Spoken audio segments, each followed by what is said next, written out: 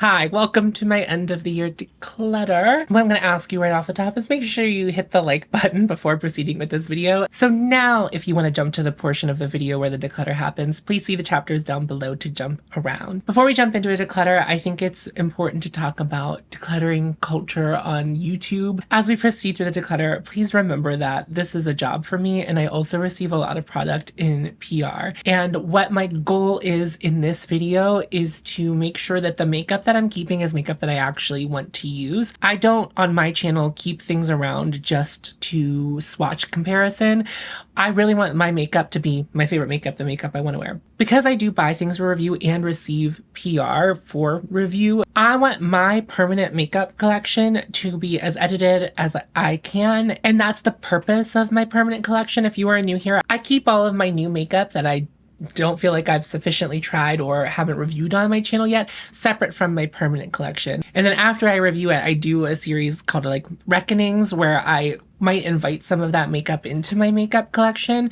So just keep that in mind. Like, this is a job for me. I wouldn't be decluttering this much if I wasn't on YouTube, but that's not to discourage you from decluttering or really encourage you to declutter. You know your makeup collection better than I ever will. Do not let me or anyone else on the internet pressure you to have a smaller makeup collection if you have a larger makeup collection than them, or if you have a smaller collection that you need to declutter anything you have because you might use it all and love it all. Decluttering is very fun, entertaining content. I also think it can be helpful content. At least what I do on my videos is I basically touch every piece of makeup in my collection and do a very short review of it. I know that people really love this for very calming background noise, because normally these videos are incredibly long, like this one is. So just keep that in mind. You don't have to declutter. If you want to declutter, absolutely feel free to. Me decluttering on my channel is not to normalize decluttering, because honestly, if I was a regular consumer of makeup, if I wasn't doing any of this, if I wasn't on YouTube, if I wasn't reviewing things, if I wasn't getting things in PR, what my goal would be when making a purchase of makeup at this point in my life would be like, I want to do as much research as I can. If I can swatch it in person, I want to swatch it in person, to do as much work as I can on my end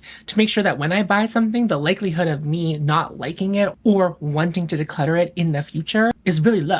I wouldn't want to have things to declutter. My makeup collection fluctuates in size, and sometimes I have a lapse in judgment that I invite more in than I really want to, or I bring things into my collection that I don't love as much as I think I do. So yeah, just keep that in mind. Like, you don't have to declutter, or if you want to declutter, you can.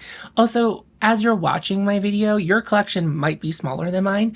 Your collection might be larger than mine. If it's larger than mine, I'm not trying to brag and shame you for having a larger makeup collection than me. If that's what works for you and that's how you like your makeup to function, you want a lot of makeup, that's fabulous. Keep loving it. If you have a smaller collection, this is not something that I'm saying that you should aspire to have this much makeup. I'm trying to make my makeup collection work for me, and I think that everyone should make their collection work for them, not for anyone else, or not to try to impress anyone else or feel bad because someone else is doing something different than you. That's not what this is about. This is just content, and that's how it should be received. And if you learn something or you feel inspired to, great, but just make sure you're doing it for you, not because it's what everyone on the internet is doing right now, because there's a lot of declutter content coming out. In this video, I'm going to talk about a quarantine box. Because I am a content creator and oftentimes I'm trying new product rather than playing with my makeup collection, which is the whole point of trying to keep my makeup collection reasonable enough where I feel like I know all the makeup and absolutely adore all the makeup in my makeup collection. Even though that's what I'm trying to do with my makeup collection, I'm not perfect. So the quarantine box is basically kind of like, you know how some people do an everyday makeup drawer and they rotate things out every few weeks or every month or whatever. The quarantine box is kind of functioning as a similar idea. I'm putting makeup that I know I really love away for a while so that I won't be tempted to use it over some things that I think I really love in my makeup collection. Hopefully I'm going to use those products more as I do my makeup in the beginning of the new year. So at the end of every decluttering section, I go through that category and I might remove some things from my drawer, put them in the box, and then we will revisit that box whenever we need to. But also, I'm not saying that I'll never use makeup from the quarantine box, either on the camera or in my free time. It's really just kind of encourage me to use stuff that I don't use as much. And what will probably happen is I will end up either really falling in love with makeup I already own, which would be great, or I might figure out that maybe I don't love it as much as I thought, and it might be something that will be better passed on to a friend. It is separate makeup. It's not like actually things that need to be quarantined or like have disease on them. It's just a project that I want to do next year. There's a lot of like things shifting around. Like, if I'm being really honest with you, I've been really into depotting. recently. I'm not going to do that on my channel, but I've been really trying to make things work for me. You'll see some depotting stuff happen in this video, not in real time, but like the idea starts brewing, and it's been really tough for me at work, so I haven't had time, but like I filmed this a couple weekends ago and I've been really slowly editing it because I've only had the mental capacity very slowly edit at this time. Some things have happened, like are all of my powder blushes depotted and in a magnetic palette? Yes. Will we talk about that in this video? No. I think that's everything I needed to preface this video with. So we know about the quarantine box and we've talked about declutter culture. So we've done all of that. Please enjoy the declutter. Oh, before we jump into it, like I'm sure some people already just skipped this. There's not going to be any spikes in audio, no loud music or anything like that. I know a lot of people really like to chill and fall asleep to this kind of thing. So I made sure that the volume's pretty consistent throughout so that you won't have any like jump scares. I know I'm a pretty raucous internet personality, but I don't think that's what we do in declutter videos, which is great. Like, I mean, I could do it. I understand what you guys want. And so I'm just doing that for you. I mean, I'm doing it for me too, because it would be really hard to keep that kind of energy up through how long this video is. So please enjoy. All right, here it is. We're getting going. We're starting out, everyone. It's time for the big old declutter setting sprays. There are no setting sprays that I'm looking to move over from the testing drawer. So these are my only two that I have right now.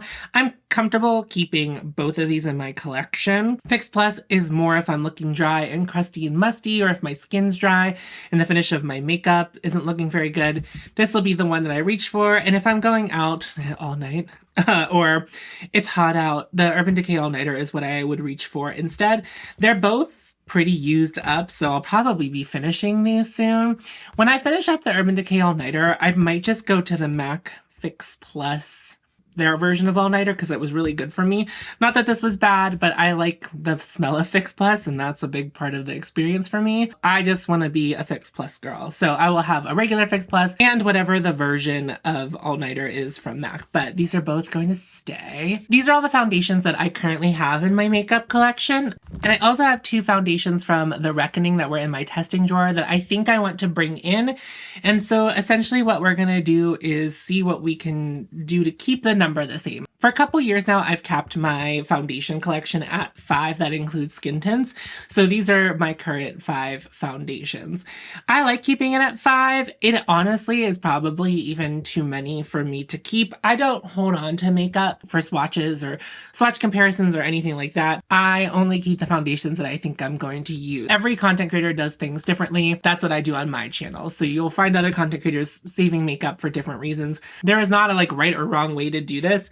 My channel is focused on conscious consumption, so I think it makes sense for me to have a cap, but also I don't want any more than that. If I have more than this, I will get really lost in the sauce. So I'm gonna just start with what I know. This is the Surratt Dewdrop Foundation. I decanted it into this. This is in the shade 1.5. It's a really good foundation for me. I love the finish of it. I've talked about it many times on my channel. It's been my favorite for a long time.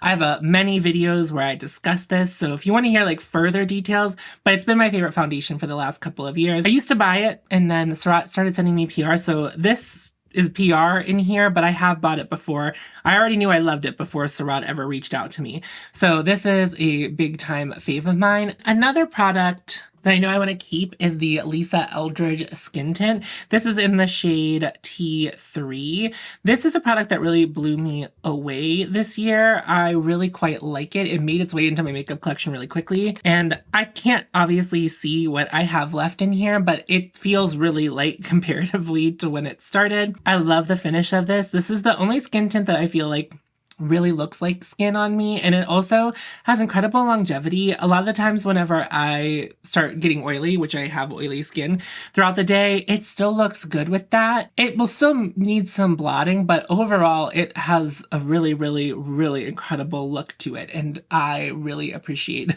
it for that. I think it's time for me to stop using this. Not that it's a bad thing and not that it's gone off or anything like that. This is the Glossier Skin Perfecting Tint in G11. It's not really even the same kind of product as the Lisa Eldridge. It's much more glowy. I really appreciate the amount of blur this provides. I really love this product. So it's another thing that it's like really easy to throw on to hang out with people. It's not that I don't love this product, but whenever I'm thinking about the grand scheme, I will just reach for the Lisa Eldridge over this. And if I'm going out or whatever, I'm going to reach for a heavier duty foundation than this. And I just want to give the makeup that I have in my collection all like the attention that I think it deserves. And I just am not paying enough attention to this. Finish with the Prada.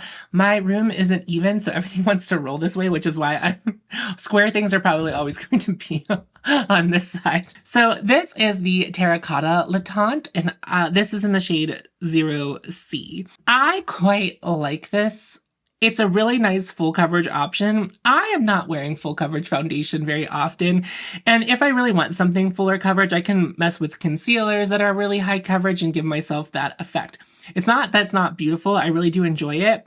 I even recently used it on camera in my 5 days of no buys. It does a distinct scent to it. It's like one of those luxury formulas that has an extreme scent to it. And I don't even really think I dislike the scent. It's just so overpowering, but it does dissipate. So again, I think it's a really beautiful product. I think my skin looks really good in it when I wear it, but I think I am done. My time with this is over. I just don't want to use it anymore. So what that means is that I can invite these two into my makeup collection and I will still be at 5, but I do want to still kind of talk through it. So the next thing I know that I want to do is I want to keep the Patrick Ta foundation. It really works for me. I know it doesn't work for everyone. I'm not on the hype train for Patrick Ta. I think I've shown that a little bit throughout the years, but this foundation is really beautiful and it works really well for me. It takes really well to powder. It lasts really long on my skin and still looks good. That just doing skincare look to it is something I really, really like. Anytime I've worn it in videos, people have asked me what I'm wearing on my skin, and it is usually this. So it looks really good on my skin, so I'm going to keep that. The Merit Complexion Stick, of the 5, if I was going to keep it, would be the least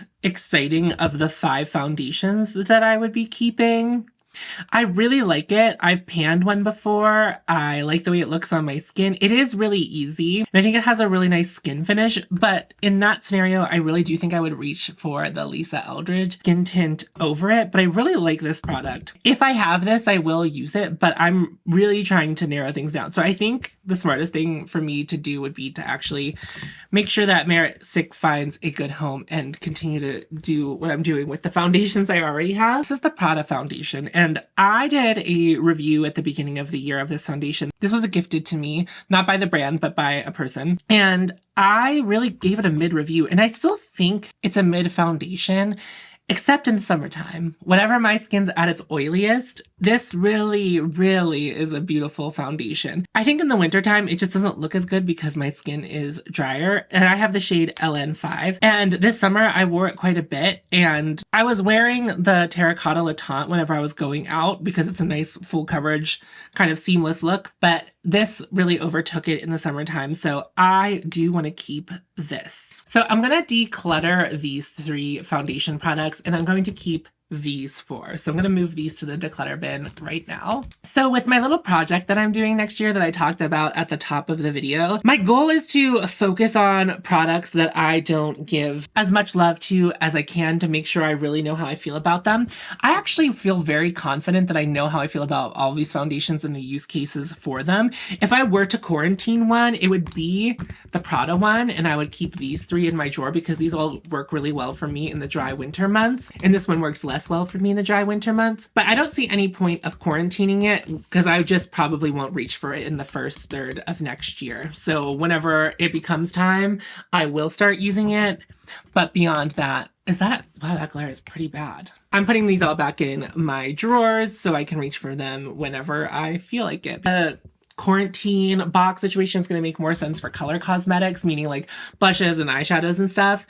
So I think I feel very confident about all of these products. I'm going to, just put them back in my drawers. Here are all the concealers I currently own. These 4 are my permanent collection. These 2 on the left are the ones from my Reckoning that I want to bring into my makeup collection. I'm actually going to move the concealers aside, unlike what I did for the foundations, to hopefully give a better look at everything. One thing I know for sure I want to do is I want to keep the Victoria Beckham concealer. I have the shade FL1, and this was a concealer that worked really well for me. It's really great for my under eyes. It looks just so good. It perfects my skin concealer for me. It's so expensive. Have no complaints about it at all, and that's why I want to keep it. It's like the best concealer I've ever used, so I'm going to hold on to that. And also, unlike with my foundations, I don't really have like a set rule for concealers. So then we have the Surratt Dewdrop Concealer. I have 2 shades, and this was my favorite concealer before the Victoria Beckham concealer. These were sent to me in PR, and I really loved it. It was a really good concealer for me for a while. This is the shade 1, which is like a marshmallow white kind of shade. It has a little bit of yellow to it, so not a completely cool toned white, but it is certainly white. And then that's the shade 2. So I'm a little conflicted because I do just want to continue using the Victoria Beckham concealer. These concealers are more matte and they are like a little bit quicker to set. I also think the Victoria Beckham sets really well. They also look really skin-like. They have high coverage. They're a really thin formula. I really like everything about them. But ever since the Victoria Beckham came into my life, I have like kind of lost interest in using the Surratt one at all for like any reason. And I think I'm actually really close to finishing up too. But number one, it's so bright. I would use it sometimes for just like extra contrast. These are both quite old. I don't feel comfortable passing this on also because it has like the sponge tip applicator. I think the Surratt Dewdrop Concealer in the shade 1 is just getting retired and not going into the declutter box. It's going to get thrown away. And then I think for the Surratt Dewdrop Concealer in the shade 2, I am going to keep it because I think what I want to do at the beginning of next year is use it up. And then I have the Ritual Defee Lab Access Release Creator Concealer. Now this was a prototype of their current Sorcery or Sorcerer concealer that they released this year. I don't have the regular Sorcery concealer, but I still have the Lab Access release. And if you are new to my channel, I actually recently pulled this out of a quarantine box. Not when I say quarantine box, I mean something where I was trying to figure out whether or not I felt like I needed a product, so I put it away. And if I ever felt like pulling it out, I could. But if I never felt like pulling it out, it was something that I could easily declutter. This is in the shade Potion 110, I'm fairly certain. I'm not sure if the color is exactly the same as it was when I bought it, but it still tends to be a good match for me, but it's obviously not as bright as the others. This is a really good all over face concealer, so kind of wear it like a foundation. I do put it under my eyes and I think it looks really good under my eyes. It's like really good for all over the face. I am going to keep this. This is just a thing, like a woe of content creators, is using things on camera sometimes that are no longer available. People get upset or that they can't buy it. I want to use this. I just want to use it. I really like it, so I'm going to keep using it. I'll say this, I've said it every time I've talked about that concealer. The new concealer, I have heard from friends who've tried both versions of it that it really is very similar. The differences aren't very big in it. That would be also a very good concealer for you to try if you liked the way that concealer looks on me based on my usage of it. Then I have the Refi concealer. This was something that I had in my Reckoning box and I love this all over the face. I don't think it's like a very similar formula to the Patrick Ta foundation, but it gives me a very similar finish all over the face. It makes my skin look like I've just done skincare, and this is in the shade 3. The color is a little bit weird. It's a little bit olivey. It's like desaturated, whereas you can see like the Creator concealer is pretty saturated, but also I guess like the Victoria Beckham comparatively is very similar color. Anyway, I really like this all over the face. I don't really love it under the eyes, but I don't really spot conceal, but maybe this is my secret fifth foundation. I'm going to keep it with my concealers because it is, packaged as a concealer, but I like wearing this all over my face. So I do want to keep that for at least for now. I have this green color corrector from Chanel. I don't know, every time I've linked this, I feel like it's hard to find. So I'm not even sure if they make it anymore. I very rarely color correct, but I do have redness on my face. I like to have this as a tool in case I feel like doing it. But color correcting always feels like an excessive step to me. I don't know, it always feels so makeup-y to use it. And not that I'm not doing makeup or I have some weird thing about doing makeup or like feeling like my makeup is makeup, but it feels like a too much extra step from me. And I don't really like to do it that much, but I like to have it on hand. Here are all of the concealers that I am keeping. And then here is the one concealer that I am decluttering. In theory, I have gained a concealer, but what I want to do is take all of my concealers, except for the color corrector, and only use the Surratt Dewdrop Concealer until it is gone, and then I will bring these 3 back into my collection. So this is like, I'm going to earnestly try to pan this at the beginning of the year, and the other 3 will go away, be quarantined for a bit, just so I can focus on that and use it up. Here are my 4, I guess, primers. The one I don't really consider a primer at all. I have nothing from The Reckoning that I'm trying to bring into the makeup collection right now. This is just kind of it. So I'm going to go through them pretty quickly. I'm not going to like swatch them for you. I don't find that that's very helpful. I think we all know I'm going to keep this. This is from Victoria Beckham. This is the Cell Rejuvenating Priming Moisturizer in the shade Clear, or like the regular shade. This is the 1.7 ounce or 50 ml bottle of it. I have used a full one of the regular one. I've used a full one of the golden one. I love the regular one. This is just my favorite primer. I love it for makeup. It's never really steered me wrong with any application. I love the slight glow it gives me. I love how plump and a little bit blurred it makes my skin. Blurring is not the major property of this. I do like a blur, and I talk about blur a lot, but it doesn't really do that. I just love the way it prepares my skin for makeup. Since I've started using this product, my skin always looks better with makeup on. It's really, really lovely. It does have the Augustinus Bader special elixir in it. That's not really why I like it. I just like the way it makes my makeup go on. It is quite expensive, but it has been worth it for me. That does not mean it's going to be worth it for you. They've never sent me PR. Like, this is just like a thing that I fell in love with and I have paid for every time I've bought it. I love this product. This is from Merit. This is their Great Skin Priming Moisturizer. And even though it has like priming moisturizer in the name, it's not really anything like the Victoria Beckham primer. This goes on like a lotion, moisturizer, and it has like a powdery, soft matte finish that I think is also really good for starting with makeup. I wore this whenever I was in Palm Springs as my primer while I was there because it was a little more matte than the Victoria Beckham one. I didn't even bring that one. And it worked really well. I feel like my skin looked really great and it holds makeup very well. I wouldn't say that it's like the most matte, and I wouldn't say it's the most blurring or anything like that, but it gives you that soft blur. It gives me everything I want from a primer, maybe minus a glow. But if I'm using this, this is probably to make my makeup last a little bit longer because it is a more matte finish, but I really like it and I have only enjoyed using it. So I'm going to hold on to that one. Then from MAC, I have their Strobe Cream in the shade Pink Light. It's like a glowy pink primer. This is a very classic staple product from MAC that a lot of makeup artists use, and I really like it. I love the glow it gives me. It's the only primer that I have that gives me like no sense of blur, but it gives me that glow, and I think it really does make my skin more radiant even when I put product on top of it. It's really gorgeous, and I do consider this a primer, and so I do want to keep this. This is where I find I run into issues. This lives in the same place in my drawer where all the other primers do, but I use it as a primer. I use it as a highlighter. I use it like as so many things. Like, it's like kind of an all-purpose product. The reason I don't use it more is because I don't know where to put it in my makeup collection for me to think about using it, because I think it would have its best use case in my highlighter drawer.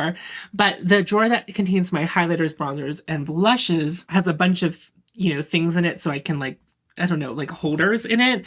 And this doesn't fit in any of the holders. I really like this product, and I feel like anytime I've used it this year, it's been quote unquote forced, because I was like, I love that product. I need to remember to use it. I never had issues with it, even in that testing, whenever I was like, do I still feel the same way? And I do. I just need to remember to use it because I've loved this product for so long. And I have used it as a primer. I think it's a little too glowy for the way I like to do my makeup now. I used to like to do my makeup way, way glowier than I do now. I still like it glowy, but I do a more concentrated area of glow than I was at that time. So this I want to keep as well because I really love it. Like, I love the packaging. I love everything about it. So I'm going to keep it. So I'm going to keep all 4 of these. I'm going to put this in my highlight drawer, even though it won't fit in one of the little containers. That's okay. I think just having it in there, even if it's not cute the way it sits in there, I think that will be beneficial to me to see it there. That's where I'm going to move it to. I have different use cases for all 4 of these primers, so I'm going to put them back in the drawer. Actually, the Victoria Beckham one lives on the vanities, so I'm going to keep it on the vanity. No declutters from the primers. Here are all my powders and contours, and you might be like, why are you talking about contour? It doesn't appear that there is a contour except for the Victoria Beckham one. Let's start with contour because it's going to be much quicker. The reflection is quite strong in here. This is the Ritual, hold on, maybe I'll pull this out and that will be easier for us to look at. This is from Ritual Defy. This is their Inner Glow Cream Pigment in the shade Intuition. And I've been using this as my cream contour all year. I repotted it into this to put it in different packaging because I broke the original packaging. And then I rehomed it from inside of the Victoria Beckham bronzing brick into this with my powders because I use this almost every look. So it just makes it sense for it to be much more easily accessible to me. It's a true contour on me. I have fair pink skin and I need something gray to contour without it looking like bronzer. My skin loves to show you the warmth in any product. So those things like Biscuit from Westman Atelier will look like a bronzer on me. And I'm not really about the contour life. And if I want to do that, I have my other contour from Victoria Beckham. This is the Contour Stylist in Travertine. And while it is quote unquote a cool toned brown, you can see how orange it looks compared to the one from Ritual de Fille. I have different use scenarios for both of them. I'm going to keep both of them. It's a very small category of my makeup collection, so I don't feel any kind of guilt doing that. This is the Charlotte Tilbury Airbrush Brightening Powder. This was one I purchased whenever I did my Charlotte Tilbury review a couple years ago, and obviously I've made some significant dents in it. This was from a friend who didn't want theirs anymore, and I figured I could use it after I finished mine. I'm obviously still very much working on mine, so I don't need the backup. So I'm gonna pass that on to a friend. And when it comes to this product, I will keep it because I've obviously made such work of it. Whenever I'm done with this, I probably won't buy this product again, or I just would have held on to the backup. I think when I started using it, my under eyes, it looked really good on my under eyes. I still think it looks good on my under eyes. I just don't think it looks as good as it once did on my under eyes. I think I can finish this pan up. I'll be happy to finish this pan up, and then I will be happy to move on to something different when it's done. So I'm just going to keep working on that. And then another all over face powder that I have. This is from Hourglass. This is their Pressed Vanish powder in the shade Translucent Light. I love this powder. It gives me soft focus. It gives me a little bit of a soft matteness where I want it, and it gives me a little bit of coverage. It's incredible. I really like it. I have no complaints about it. I don't go through powder very quickly. Yeah, I made myself my own little face palette of things that I actually use every time I do my makeup. So that's what this is. But this was made for me by one of my subscribers. She turned this old Lucky Strike container into a magnetic palette.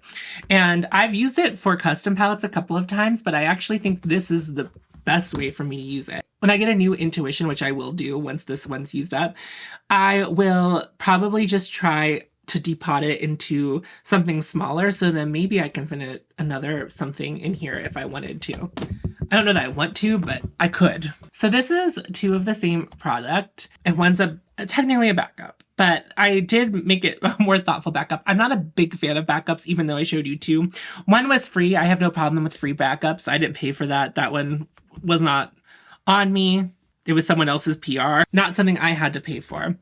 But this, I paid for both of these. Now, it's so funny because I've actually had a backup of this product before, but I gave it to a friend once I realized how long it was going to take me to use. A lot of my friends use up powder really quickly, and I find that I do not. I do have oily skin. I think maybe the reason I don't run through powder is because I use many different powders. So on a normal face of makeup, I'm using these 4 powders. Oh God, the bounce back of the brightness. Let's see. Can we get this all in here without it looking completely washed out? I'll use all 4 of these powders in a look. So I do use a lot of powder, but I use different powders. I focus them in different areas. I do the most with my complexion. I really do. So, and I know that. So you don't need to tell me, like, I'm aware. And I don't know that you need to, but it's like something I found that works for me, and it gives me the best finish of makeup, and it's the finish of makeup I like. I am actually getting quite close to finishing this. I'm starting to see the grading almost all the way to the edge. I think that sometime next year, this will actually be used up. This product runs for $80 something now. The prices at Chantica keep going up and up. I was able to get a deal on it for $22 for a new one. And I was like, well, I'm almost done with this one, and I like this product a lot. I don't want to find an alternative to it, so I just bought it again on a very good deal. So that's why I have that backup, but I don't suggest backups all the time, and I'm not going to make excuses to buy backups just because I find them cheap either. It was like a one-time thing. It was something that I feel like I took time to consider. Like, that's why I did it. I'm going to, keep those. I love them. You're probably wondering why this wasn't with my primers. This is the Sisley Blur Expert in the shade 0. I use this as a nose primer, and it works really well for that. That's not why I bought it. I bought it to use as an alternative to the Chantecaille powder. That was its original intent, and I put them head to head in a video. And I like the Chantecaille powder more. It works better for me for a finishing powder. But this really helps foundation sit on my nose. And so that's what I use it for. I bought this for one thing. I have a use case for it for another reason.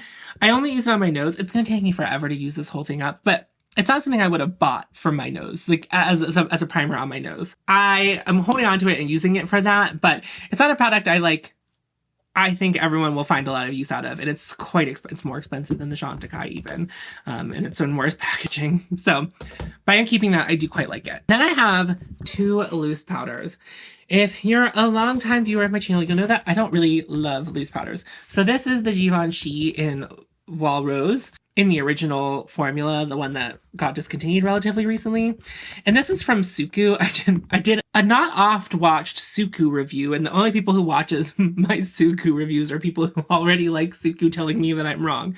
And that's been my experience with Suku, but I did not have a great time with Suku. But this was the standout product to me. It is the loose powder. They have a couple powders, but this is, I think it's just called the loose powder. Yeah.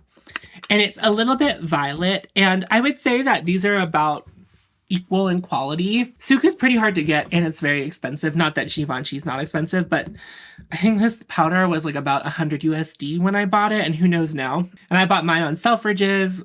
It was like a whole thing. Like, I bought so much Suku. I was so excited to try Suku. It was a whole thing. I'm not a big fan of loose powder, as I just said. So, like, this category is a bit lost on me. I think what I'm going to do is I'm going to pass on the Suku. I think it's a good powder, and it's like in this big tub, and you get a ton of product.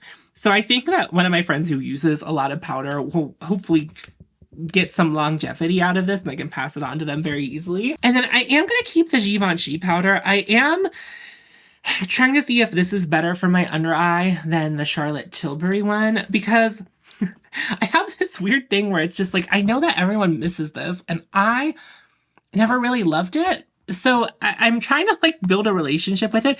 Like, I like it all over my face, but I don't love it more than any of the other powders I showed you.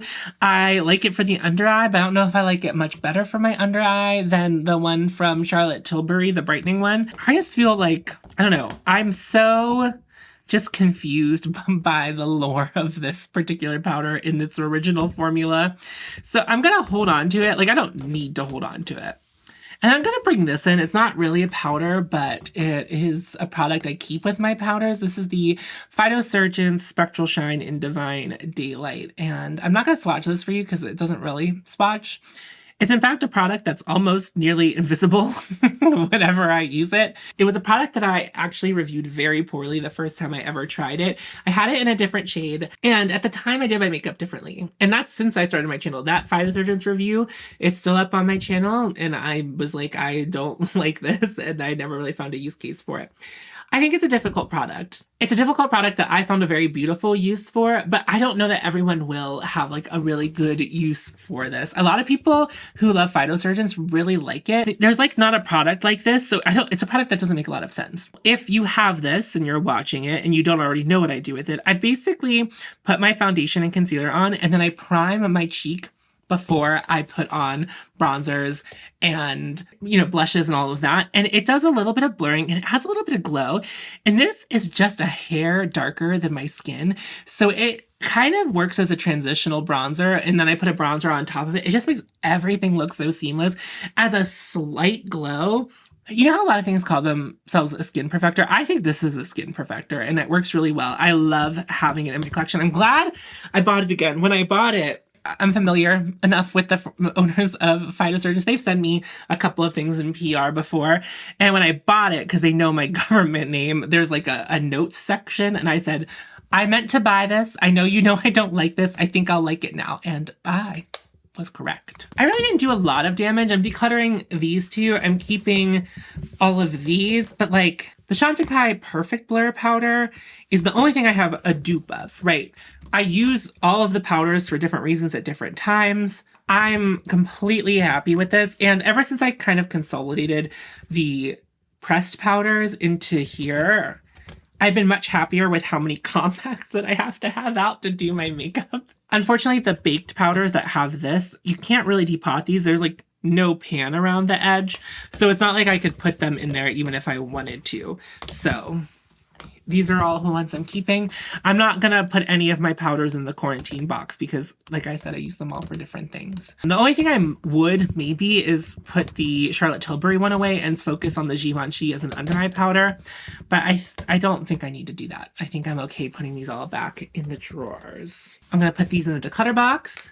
Also, I'm putting this back in the drawers. It was like rolled away. I feel like the complexion portion of my drawer is always like probably the least interesting to watch. I feel like I'm pretty considerate about it all of the time, and I never really want it to grow out of hand. And I think because I have that strong desire not to let it get out of hand, it keeps me in check, and like I don't get too excited or overzealous about how much I'm keeping. In fact, I really thought I was going to keep the Merit one, and I think I did a really considerate and demure job of getting rid of it. I'm very proud of myself for this section, but I think it's gonna get a little more ruthless in other ones. I'm not really forcing anything. We'll see. We'll see. Let's talk about my eyeshadow palette. Everything you kind of see on screen is what I consider to be in my permanent collection because of size and framing. I'm not going to be able to get them all into frame at once. So we'll just kind of go through these one by one and we'll see where we end up. So here's the thing with eyeshadow palettes. I don't think that I have a ton of them. I also very rarely choose to use an eyeshadow palette over one of my single shadows. Most of the time, if I'm doing a look where I'm going out, I'm using eyeliner, I'm using a cream shadow, and then I'm using a sparkly shade. And that sparkly shade can vary, but I'm very rarely like reaching for a palette for the experience of using an eyeshadow palette. So to have a ton of them isn't really a valuable thing for me. Having a lot of eyeshadow palettes is not really worth my time. I have quite a few, but I would say that for a YouTuber or even a makeup enthusiast, I don't have like the most eyeshadow palettes. I started getting PR from Bella Beauté Bar, and they release palettes like once a month, which I think is a lot, but I think a lot of brands are guilty of that too. That's just kind of like the release schedule, that brands that release eyeshadow palettes feel like they have to release things. So what I really want to do in this portion of the video, try to be realistic as I can. I really feel like I've gotten my eyeshadow palettes narrowed down to the ones that I would use if I was going to choose to use an eyeshadow palette. This is from Charlotte Tilbury. This is the Charlotte Tilbury Beautyverse palette. I really enjoy using this palette. It's actually like one of my favorite palettes. Like I pull it out a lot to use the mattes. I also like to use the shimmers. It's a palette that I'm very satisfied with my usage of. I would say I don't reach for it a lot, but it's like, again, that's like kind of like all of my eyeshadow palettes. Now I'm feeling inclined to keep it, but I'm not sure like I'm convinced that I like need to. We'll set that aside for now. This is the Mighty Monster palette that Annette did with Odin's Eye this year, and she was kind enough to send it to me in PR. Annette and I met at Creator and Friends in Las Vegas last year, and she's so sweet and we really hit things off. And I'm keeping this, but I'm going to move it to like, I know I was just watching Rachel Ellen Rose has like a makeup museum. I have essentially that kind of going. So I'm going to move that over to that. I'm not really someone who's like big on this kind of like colorful palette. And I like Odin's Eye formula well enough. I might pick to use it sometimes, but it doesn't really need to live in the drawers because it'll be so rare when I use it. But I don't want to declutter it. And I'm not normally that precious about makeup, even if it is something I receive in PR in like a collab situation. I really appreciated this. I don't know. I just, when you make those connections, it does feel very nice. And like, it's just different depending on the person. So I am going to keep it, but I'm just going to move it into my little makeup museum. I figured I could talk about these two together. These are the Hindash palettes. And I think you can tell just by like kind of how filthy they are that these are things that I like to get into a lot. I love these palettes for traveling. I love these palettes to just make a look. These are like two like one and done palettes, bronzer, blush, contour. You can kind of do everything with them. That's why I love to take them traveling. They're so good. Like they're so good. I love this formula. It's easy to work with. It's one of my favorite eyeshadow formulas. I just absolutely love it. I'm a big fan. I'm a big fan of Hindash. So these palettes are really like, I paid for them. They're mine. Like I bought them. I love these palettes so much. And like, I did that and I still don't even care. I love them. But something I think that I should take into consideration is that I also have this from Viseart and it serves a similar purpose, but there are more options in it. Now, if I'm doing an eyeshadow look, sometimes I will pull out either this or one of these or both of these or maybe all three of them to build the mattes in a look before I put on a shimmer, as opposed to pulling out those cream shadows. I don't know. I don't want to say I'm like past the time where I like want to do build your own palettes. I'm not inclined to like move shadows around like that. I'm much more inclined to like, if I'm going to use a single shadow, right, is to like just pull this out and be like, oh, I'm going to just use the one I want. And I'm not really inclined to like build a palette. I used to do a series on my channel called An Eye for an Eye where I would try to dupe eyeshadow palettes. And like, I like to dupe the looks that I might do with it, but building out a palette, it's kind of pointless to me because as I mentioned previously, I don't really use eyeshadow palettes, let alone if I made my own out of my singles. I also wouldn't use that. So like buying an eyeshadow palette for me now, it like has to have a use beyond just being like a pretty eyeshadow palette. And I think these are pretty utilitarian, so I can do things with them. So I am going to keep all of them, even though like they kind of all serve the same purpose. If I do go traveling and I want to take some singles and some mattes, like I could also take from here. And you can see there are some shades in here that have little dips going in it. I do feel as though these are things in my collection worth keeping. So I have this from Glaminatrix. This is their Fairy Lights palette. And this was a palette that launched holiday last year. I actually think of these more as singles. This is a magnetic palette. I can take these out. I have taken these out and taken my favorites with me on trips or to, you know, just use. Like I have just pulled them out a couple of times. So I quite like it for that. I don't think of it as a palette. Like in theory, and maybe what I will do, I'm not sure, I'm not committed to it because I do kind of like the cute little palette. I could move these into one of these and then they could just live there because that's how I really think of them. They just are kind of separate. And that might actually make the most sense.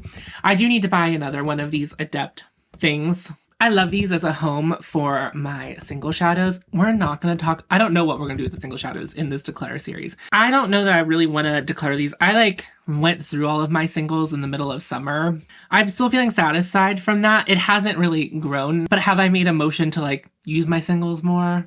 Not really. I use some of them, but like I have a lot more than I tend to use. So maybe by the time my next declutter rolls around, I might feel inclined to like get in there and really make some decisions. Maybe the declutter will be more about what's going to go in my like quarantine box for the first quarter because I do feel like I have some special shades in these. Anyway, that's an aside. So I'm gonna just consider this singles. There's actually only, I really don't like this shade Cracker. I love the other 5 shades. I think they're really pretty. So I'm going to keep those. I'm just going to like think of them as singles because that's how I think about them. This is from Makeup by Mario. This is the Ethereal Eyes 1 palette. Oh my God, it's so reflective. Anything that reflects seems to make everything really dark. Okay, that seems good. This is the Makeup by Mario Ethereal Eyes palette. This is the original, the OG. Do you like this cleavage that you're getting? I love this palette. I adore this palette. I have good dips going in some of these shades, especially the ethereal shades. I get a lot out of this palette. This is another palette that I like will pick if I am picking a palette, or this is the perfect palette if I don't know what I'm doing with a makeup look. This will be the palette that I choose for that. Very good. I love it. I'm also glad that I got the first run of it that came in the aluminum packaging. I quite like it. And so yeah, I'm going to keep that for sure. This is from Olivia Palermo, which is RIP, a brand that doesn't exist anymore. And this is their palette in Au Natural. And this is a gift from Ananda, who I talk about a lot on my channel. Much like Andromeda, this is Ananda's channel. I just run it. So here's the thing about this palette. I like the shadows in here, but I like love this shade down here. And I don't know if these are magnetic. I wouldn't even really begin to know, like, if I could depot it. Let's try it now, actually. We're all here. I think those are glued in. I don't want to try too hard because anytime I do try too hard, whenever it comes to depotting, I end up breaking the shadow, which I don't feel like dealing with. I love Olivia Palermo's packaging. I do. But And I do pull it out from time to time to use this shade because I love it. And I do like this blue sparkly shade. It's really pretty. I don't like love the mattes in here. They're fine. They work. But I just kind of like this as a piece. It's very heavy, like Victoria Beckham's makeup. It's like just the most luxurious little thing. And I quite love interacting with it. The thing is, I don't interact with it or many of my eyeshadow palettes very often. It's not really worth it to like keep around. But like, I love it. Whenever I pulled these out of the package that Ananda sent me, I was like so wowed by the quality of the compact. I wish there was a way for me to like repurpose this. So it does sometimes do that. I don't, is this, it must be magnetized. Oh no, it's just like the glue is bad, but it does do that every time I open it. It always wants to open like that. So it's like not perfect, but I'm not really sure how it's supposed to stay in there. Anyway, all that being said, I can still get it open, but I do wonder if I could do that with bottom part flips open or anything. The thing is, if I could make it a little cute magnetic palette, like if I could figure out how to do that, I would. I have another one of these that's in a quarantine box that I completely forgot about until just now. If I could make these into magnetic palettes, I would love to use that as like a little custom palette because I just love interacting with these. That would give me more purpose for them. And then if I figure out how to do it, I could probably figure out how to get out that shade and keep it. That sounds like a makeup project. I'm gonna hold on to it for now. I'm not like committed to that. All right, this is from Izumea. I pulled off the top thing. It was very easy to do if you want to do that, if you are interested in doing that. This is the Industrial 1 palette, and I recently did a video with this palette. It was the least used makeup in my collection this year, and I really loved the look I did in that video. It was an incredible look. I was really smitten with it, and that makes me want to keep this, so I'm gonna keep it.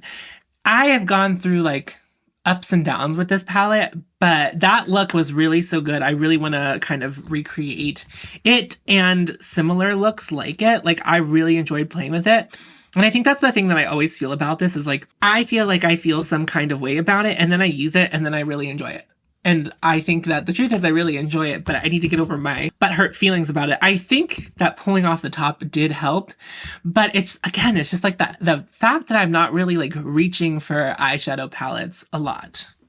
So I'm going to keep it. And I only have a couple more palettes. So this is the gold palette. It's funny because like this is not a color story that I would say current me would buy, but I love playing with this palette. It's so cute. I'm not even a big fan of gold, but I like what's being done here. I like the mustardy leaning matte browns. I love that shade. I of course love Sparks and Kava. And I do really like these kind of mucky green golds. I really appreciate the thought that feels like was put behind this palette. And so I want to keep it. I also like, it was something I bought, you know, when my channel started gaining steam, and I really like it for that. It's like one of those things, a core memory. It's like the last great eyeshadow palette, in my opinion. Like, I don't know. I feel like there are cool modern palettes, but like this is like an icon, in my opinion. And that has a lot to do with like the content creators that I watch, like Hannah Louise posted. You know, it's like there's a lot of that to this as well, but I just adore it. I love playing with it when I do. It's not something that I feel like I'm pulling out a ton, but I do like playing with it. I like having it. So I don't know. It's like one of those things where it's like, I don't feel like I need to be harsh because I don't have that many eyeshadow palettes. So this is my custom Pat McGrath palette. I depotted a bunch of the special shades. This isn't going anywhere. It cost a lot of money to make this palette because I owned a lot of the mothership palettes at one point, but the real thing that I was in the game for was for these shades, and then I was like, well, I can just keep those shades. And I made my own custom palette. Some of the shades try to pop out sometimes, so it's not the most sturdy palette I have, but I do want to keep it. I do pull it out occasionally. Yeah, so I'm going to keep that. This is the last palette that's like in my permanent collection. This is from Bella Beauté Bar. This is their Smoky Glam palette. This really takes care of a lot for me. I really do love to do smoky eyes, and this is just kind of like perfect for that. It's like the perfect smoky eyes palette. We have this gray scale of color. They have some green grays, we have gray grays, we have purple grays, we have like all the grays. And the shimmers in here really don't disappoint, and there's a lot of these like shimmery taupey shades. Quite like it. I'm not a big fan of big eyeshadow palettes, but these are the kind of looks I would do. I do hope to see one day maybe they break these into a couple 9 pans, or do what they do with their new incarnations of their palettes. They might not be able to do this because of how many shades are in here, but all the pans are removable in their newer eyeshadow palettes. I really quite like this, and it was a real surprise winner of the year. This was sent to me by the brand, and most of the time the brand sends me just like new stuff, but Kristen watches my content sometimes and kind of knows my deal, and she was like, no, I think this is, of the eyeshadows that I make, this is the one for you. And I think she was right. So I'm a big fan of this palette and I will keep it. Okay, so where does that leave us? Here were the 2 eyeshadow palettes that I was considering decluttering. Or potentially decluttering. And I went to 3, 4, 5, 6, 7, 8 other eyeshadow palettes. So I only had 10 eyeshadow palettes in my permanent collection. Oh, and I thought of these as singles. So I'm going to continue thinking of them as singles because that's really what they are to me. I don't think having 10 eyeshadow palettes is too many. And I don't have to justify this to you. And this doesn't have to be a ruthless, cutthroat declutter because I really do enjoy using that. I think I do want to do a little science project with the Olivia Palermo. I want to see if I can get that gold flap out of here. I want to see if I can get some of the shades out of here. Let me get the other one because I'm not that attached to it. And let's like play with that right now. Let's just like take a look. Let's just look. I hope none of my friends were counting on getting these as a leftover from me because now I'm going to do makeup science on them.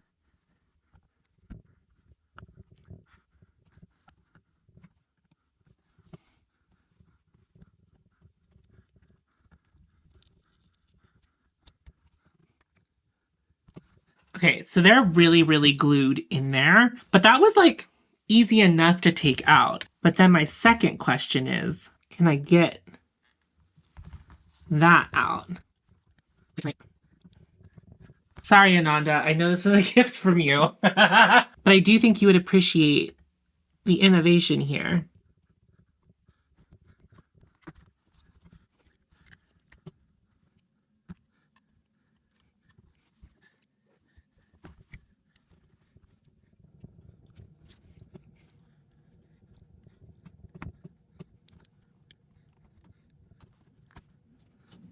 I think that will be a worthwhile project for me to figure out. I think I can get this insert out and then all bets are off. But I'm going to do that off camera. I have how many?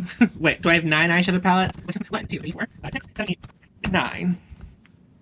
And if we were to like subcategorize them, these are one thing to me, and then these are like eyeshadow palettes. Like these are palettes, but these are like eyeshadow palettes. Like these are fully formed color stories. Not that all matte palettes aren't well thought out color stories. These have shimmers, they're like all encompassing, where these are like my more utilitarian palettes. I very rarely use my eyeshadow palettes, so I feel like moving things to the quarantine box is probably not really worth it, right? Because I so rarely choose an eyeshadow palette. Now I want to bring in the stuff that I think I might want to bring into my makeup collection. These are the palettes that I wanted to bring in from the testing drawer, except for Vamp. Vamp, I just want to remove the one shade and replace it with another shade, which I might do with you on camera because I don't really want the whole palette. It's a beautiful palette. I certainly love the bottom 2 rows, but this shade, that's the girl, that's the one. I also like this Undead shade, but I feel more, oh my god, this palette's so pretty.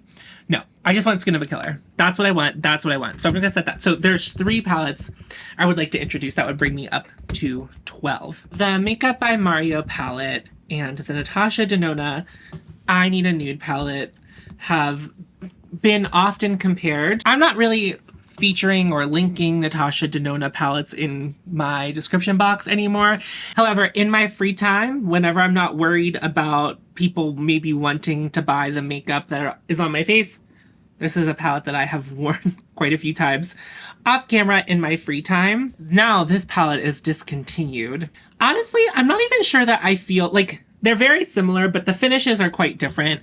Like the sparkles in here aren't like ethereal like these ones are. So I do think there's like a place for both. My really discerning brain like it says I can get rid of the Natasha Denona one, but I do want to keep it. I'm going to keep it, I think, because I don't know. I have really enjoyed my time with it off camera. Like it's a really easy eyeshadow palette to pull. And I don't know, I do reach for it, which is like more than I can say for some of the palettes I've had for a long time. Like this is a palette that I reach for. It's not just because it's fresh, it's just like that's a good color story for me. A very easy color story for me. I mean, I do have the Makeup by Mario though. I'm gonna keep them both. This is not a really good declutter. I mean, you can probably Poison Garden out of my cold dead hands. I'm for sure keeping it. This is a palette that's, you know, really changed my mind about eyeshadow palettes. This is an eyeshadow palette I've had a joy using. I've wanted to use. It doesn't feel utilitarian. It feels fun. It feels exciting. I think the tones in here are really beautiful. I like how dark it is. I like how smoky it is. It's like everything I could ask for in an eyeshadow palette, just right there. It's all of my needs. It's a big eyeshadow palette. It's not my usual thing, but unlike the Smoky Glam palette, these are all removable. I can take these out.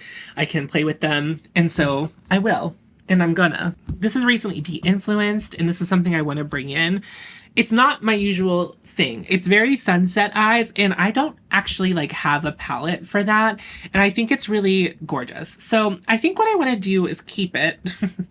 But I think what I'm going to do now is kind of just like open all of my palettes. And I do have a lot of eyeshadow, and I'm going to like, you know, completely own up to that because I also have single shadows.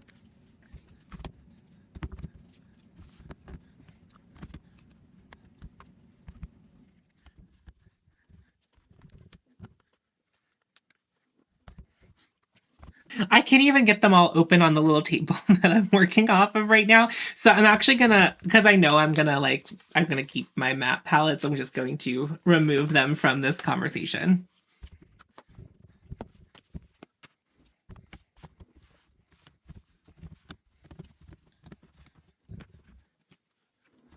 I have you zoomed out as much as I can. There's a lot of eyeshadow happening here. So what's interesting is whenever I actually lined up recently De-Influenced and the Poison Garden palette, they look like sister palettes. Like they're like not dupes of each other, but like they go together. So it's something to keep in mind. I feel like I can play in both of them because this palette goes a little bit lighter than that one. And then also these oranges could play with the oranges up here. And there's some blues in here. So really quite like that. I'm just kind of like taking everything in. So I'm not going to get rid of the Pat McGrath palette. And it's like, those are their own special thing. And I feel like these two palettes are very distinct. The Poison Garden and recently De-Influenced palette. And then I also feel like the Isamaya palette is something special, as well as the gold palette. And then we're kind of left with my neutral palettes. This is definitely much darker and much smokier, so I'm gonna say that that is like a good one. So basically we're kind of like at this point here where these are like my little basic bitch palettes that have some colors in them. This palette has my favorite mattes of the three. And then I would say I like the Ethereal Eyes mattes, and then I would say I would like the Natasha Denona mattes the next most. I like all of the mattes, but that would be the order in which I like them. I also like this purple and pink shade down here, and not that we don't have pinks in these other ones, but like those are a different kind of thing. I'm just gonna allow myself to keep all of them. I'm not a makeup minimalist. I do feel like strongly about these eyeshadow palettes where it's like, I like them. And if this is the kind of thing that gets me to use an eyeshadow palette, and whether or not they're close or not, like I think I should, you know, keep the eyeshadow palettes that I reach for the most. I think it's okay for me to have some special eyeshadow palettes that I use a little bit less. But like, this is the kind of thing I like to use a lot. And not that there's a lot of variety in that. There is some, right? It's a little bit different. And, you know, by the next declutter, I could feel differently about any of them. I'm just not feeling ready to give up any of them yet. Like, it's not feeling ruthless here. There's space in my drawer for all of these, so I'm just gonna allow myself to keep them. Let me bring out all of my eyeshadow palettes again. Is there anything I want to send to like my little quarantine box right now? No, I don't think that that's required for my eyeshadow palettes, but I think what I will try to do is move some eyeshadow palettes up so they're a little bit more at the forefront and use those for the 3 months. Like if I am going to use an eyeshadow palette, use those eyeshadow palettes. I don't know which 3 I want to pick. That could be a future project. Right now, I just want to feel like I've made a decision on these, and I feel like I have made a decision on these. Let's bring the Vamp palette back. I do want to keep Skin of a Killer. So I'm going to take that out. And then I have a bunch of single shadows. I wonder if this shade would look good in here. I feel like it has similar flips. This is from Terra Moon's Cosmetics, and that's the shade Voyager. It looks quite similar to that shade, but it's kind of like the darker version of it. It's really pretty, and I think whoever I give this palette will not miss Skin of a Killer. But Skin of a Killer, that's mine. I'm keeping that.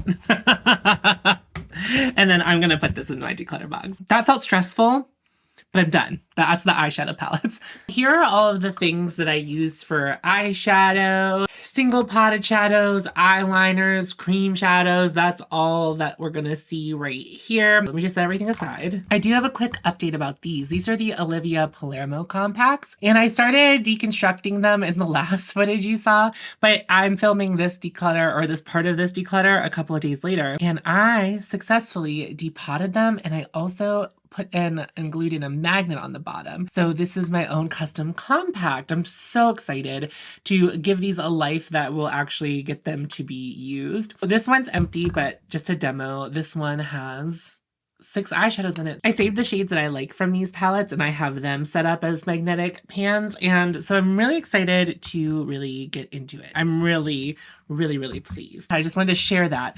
I will not, and I did not film me doing it because not everyone has this. That's such niche content. Here's what I will say. Whenever I do something like depotting or rearrange something or whatever, I implore you to look for resources that are showing that. I can't do everything for you, and I'm not really like a crafting channel, and depotting is one of those things that isn't guaranteed, and I don't want to show you how to do something and you break your eyeshadow and you're mad with me. Like, I don't want that to be the situation, because people spend a lot of money on their makeup and they might not want to do that, or they might think that it's a guaranteed thing, and it's just simply not. I just wanted to say that I didn't look up how to depot these. I just kind of figured it out on my own, but I was willing to take that risk. So it's all about what you're willing to do. I'm not really sure what I'm going to put in them right now, but that's not really a thing for right now.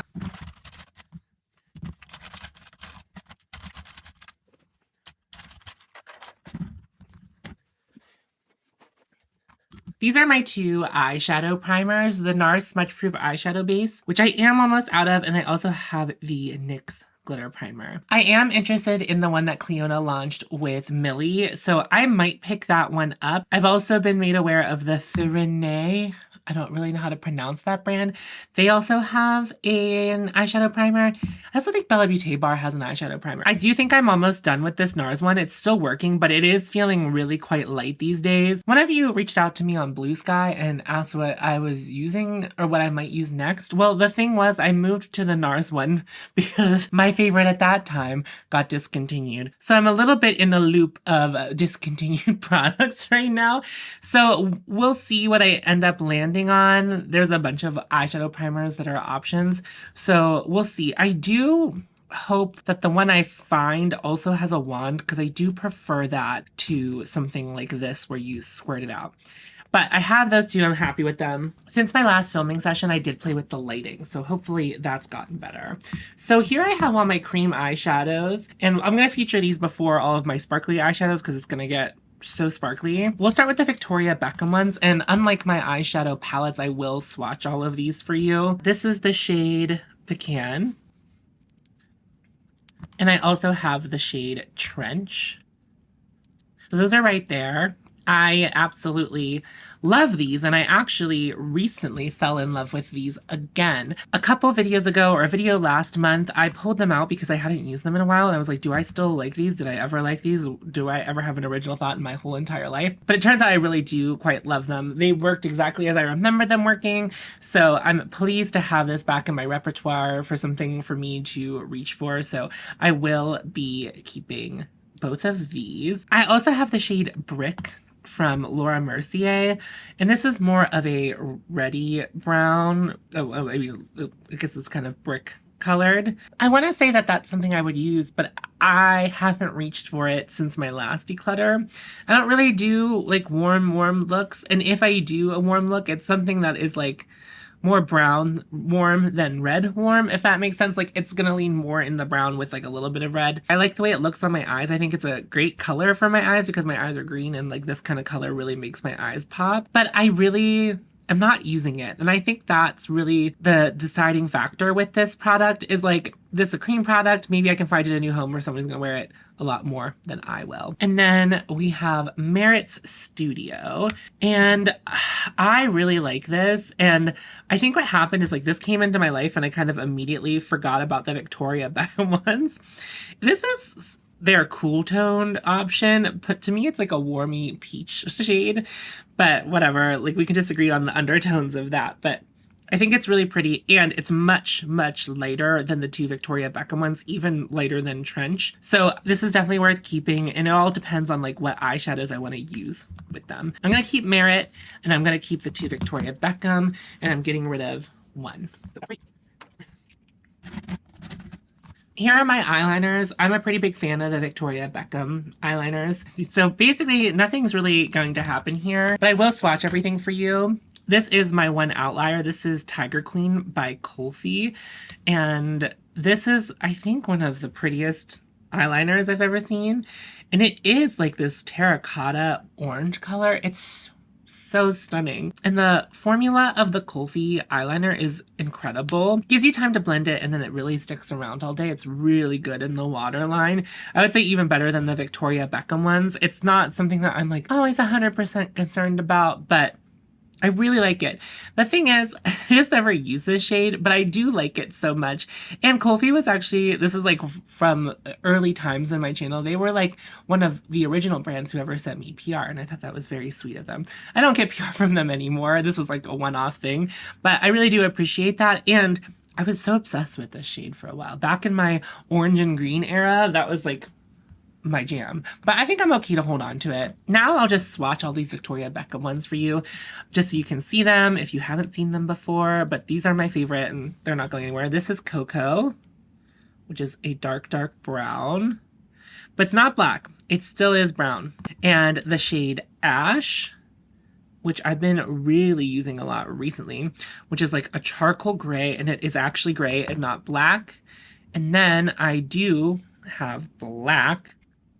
So you can see the black is different from the brown. And then I also have the shade Cinnamon, which is the only one that has a slight sheen to it. These are my perfect eyeliner for what I like. The best part about them is that they do not tug on my eyelids, which is really important to me. I think it's really uncomfortable with a dry eyeliner formula. I don't find that pleasing. I want something that glides on. And I have no problem with longevity with these. Some people, I've heard that they do, but like these are my favorite.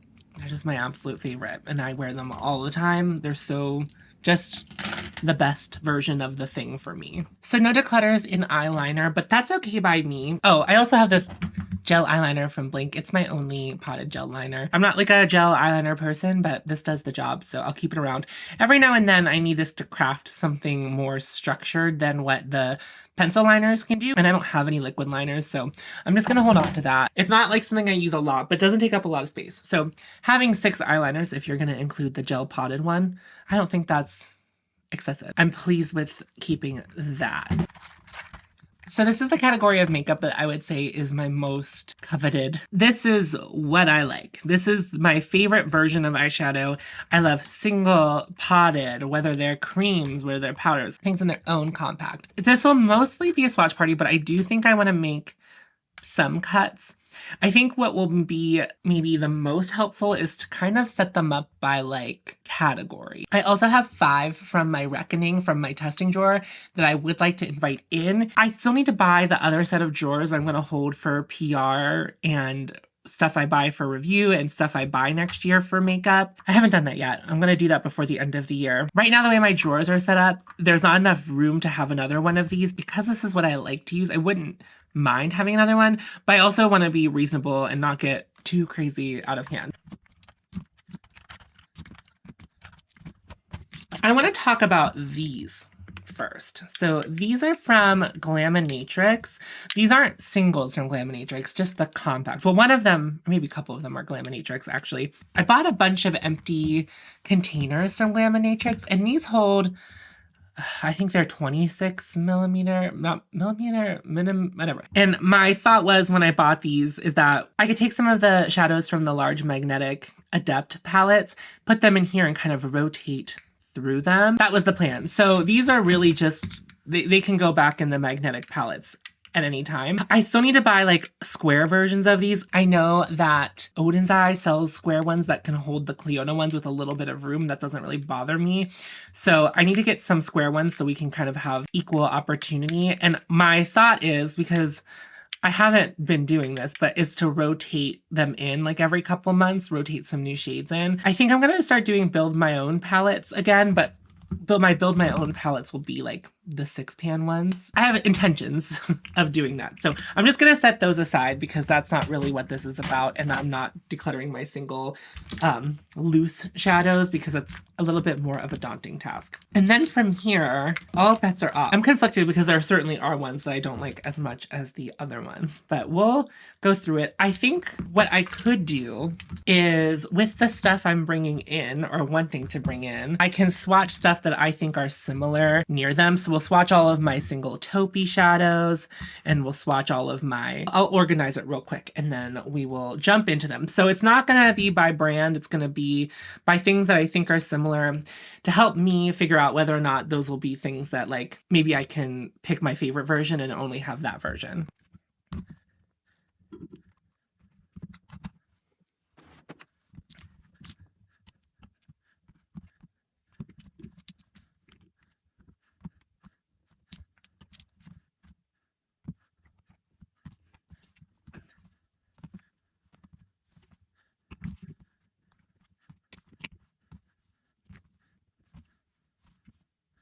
I think we'll start with declutter. These are from Danessa Myricks, and I'm actually not going to swatch these because they will stain my arm. These are the neon color fixes. So the packaging on the pink one certainly exploded, and I don't really reach for the orange one at all.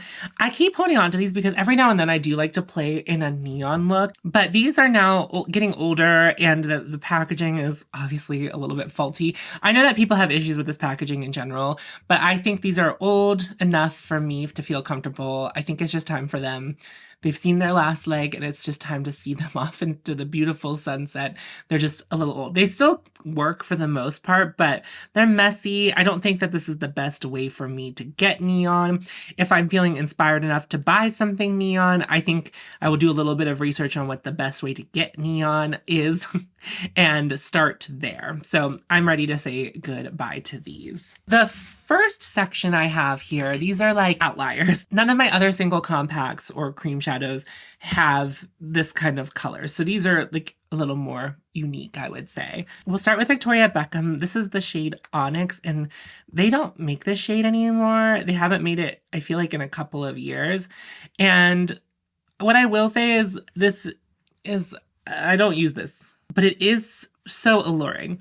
It's also just kind of what I normally do for eyeshadow, like with a bunch of products. Normally it looks pretty similar to what this would look like on the eye, but I think I have fun in the playing of that. But I also love this formula. I'm like not 100% sure that this is something I'm like willing to get rid of. It's something that feels precious, but maybe is not something I use a lot, but we'll set that aside. I do plan on making some cuts here, by the way. I know that I just showed you a bunch of things, and I also feel like this declutter series so far has been mostly a collection tour, which is kind of how I'm more presenting it, like with the addition of decluttering. It is what it is. I really just like to touch base with my collection and be a little more realistic, but no one's going to be perfect. And then I have this from Half Magic. It's their Microcosm Glitter Pill. I'm really disappointed because whenever I first got this, the brush was actually quite pointy and it has lost that pointiness.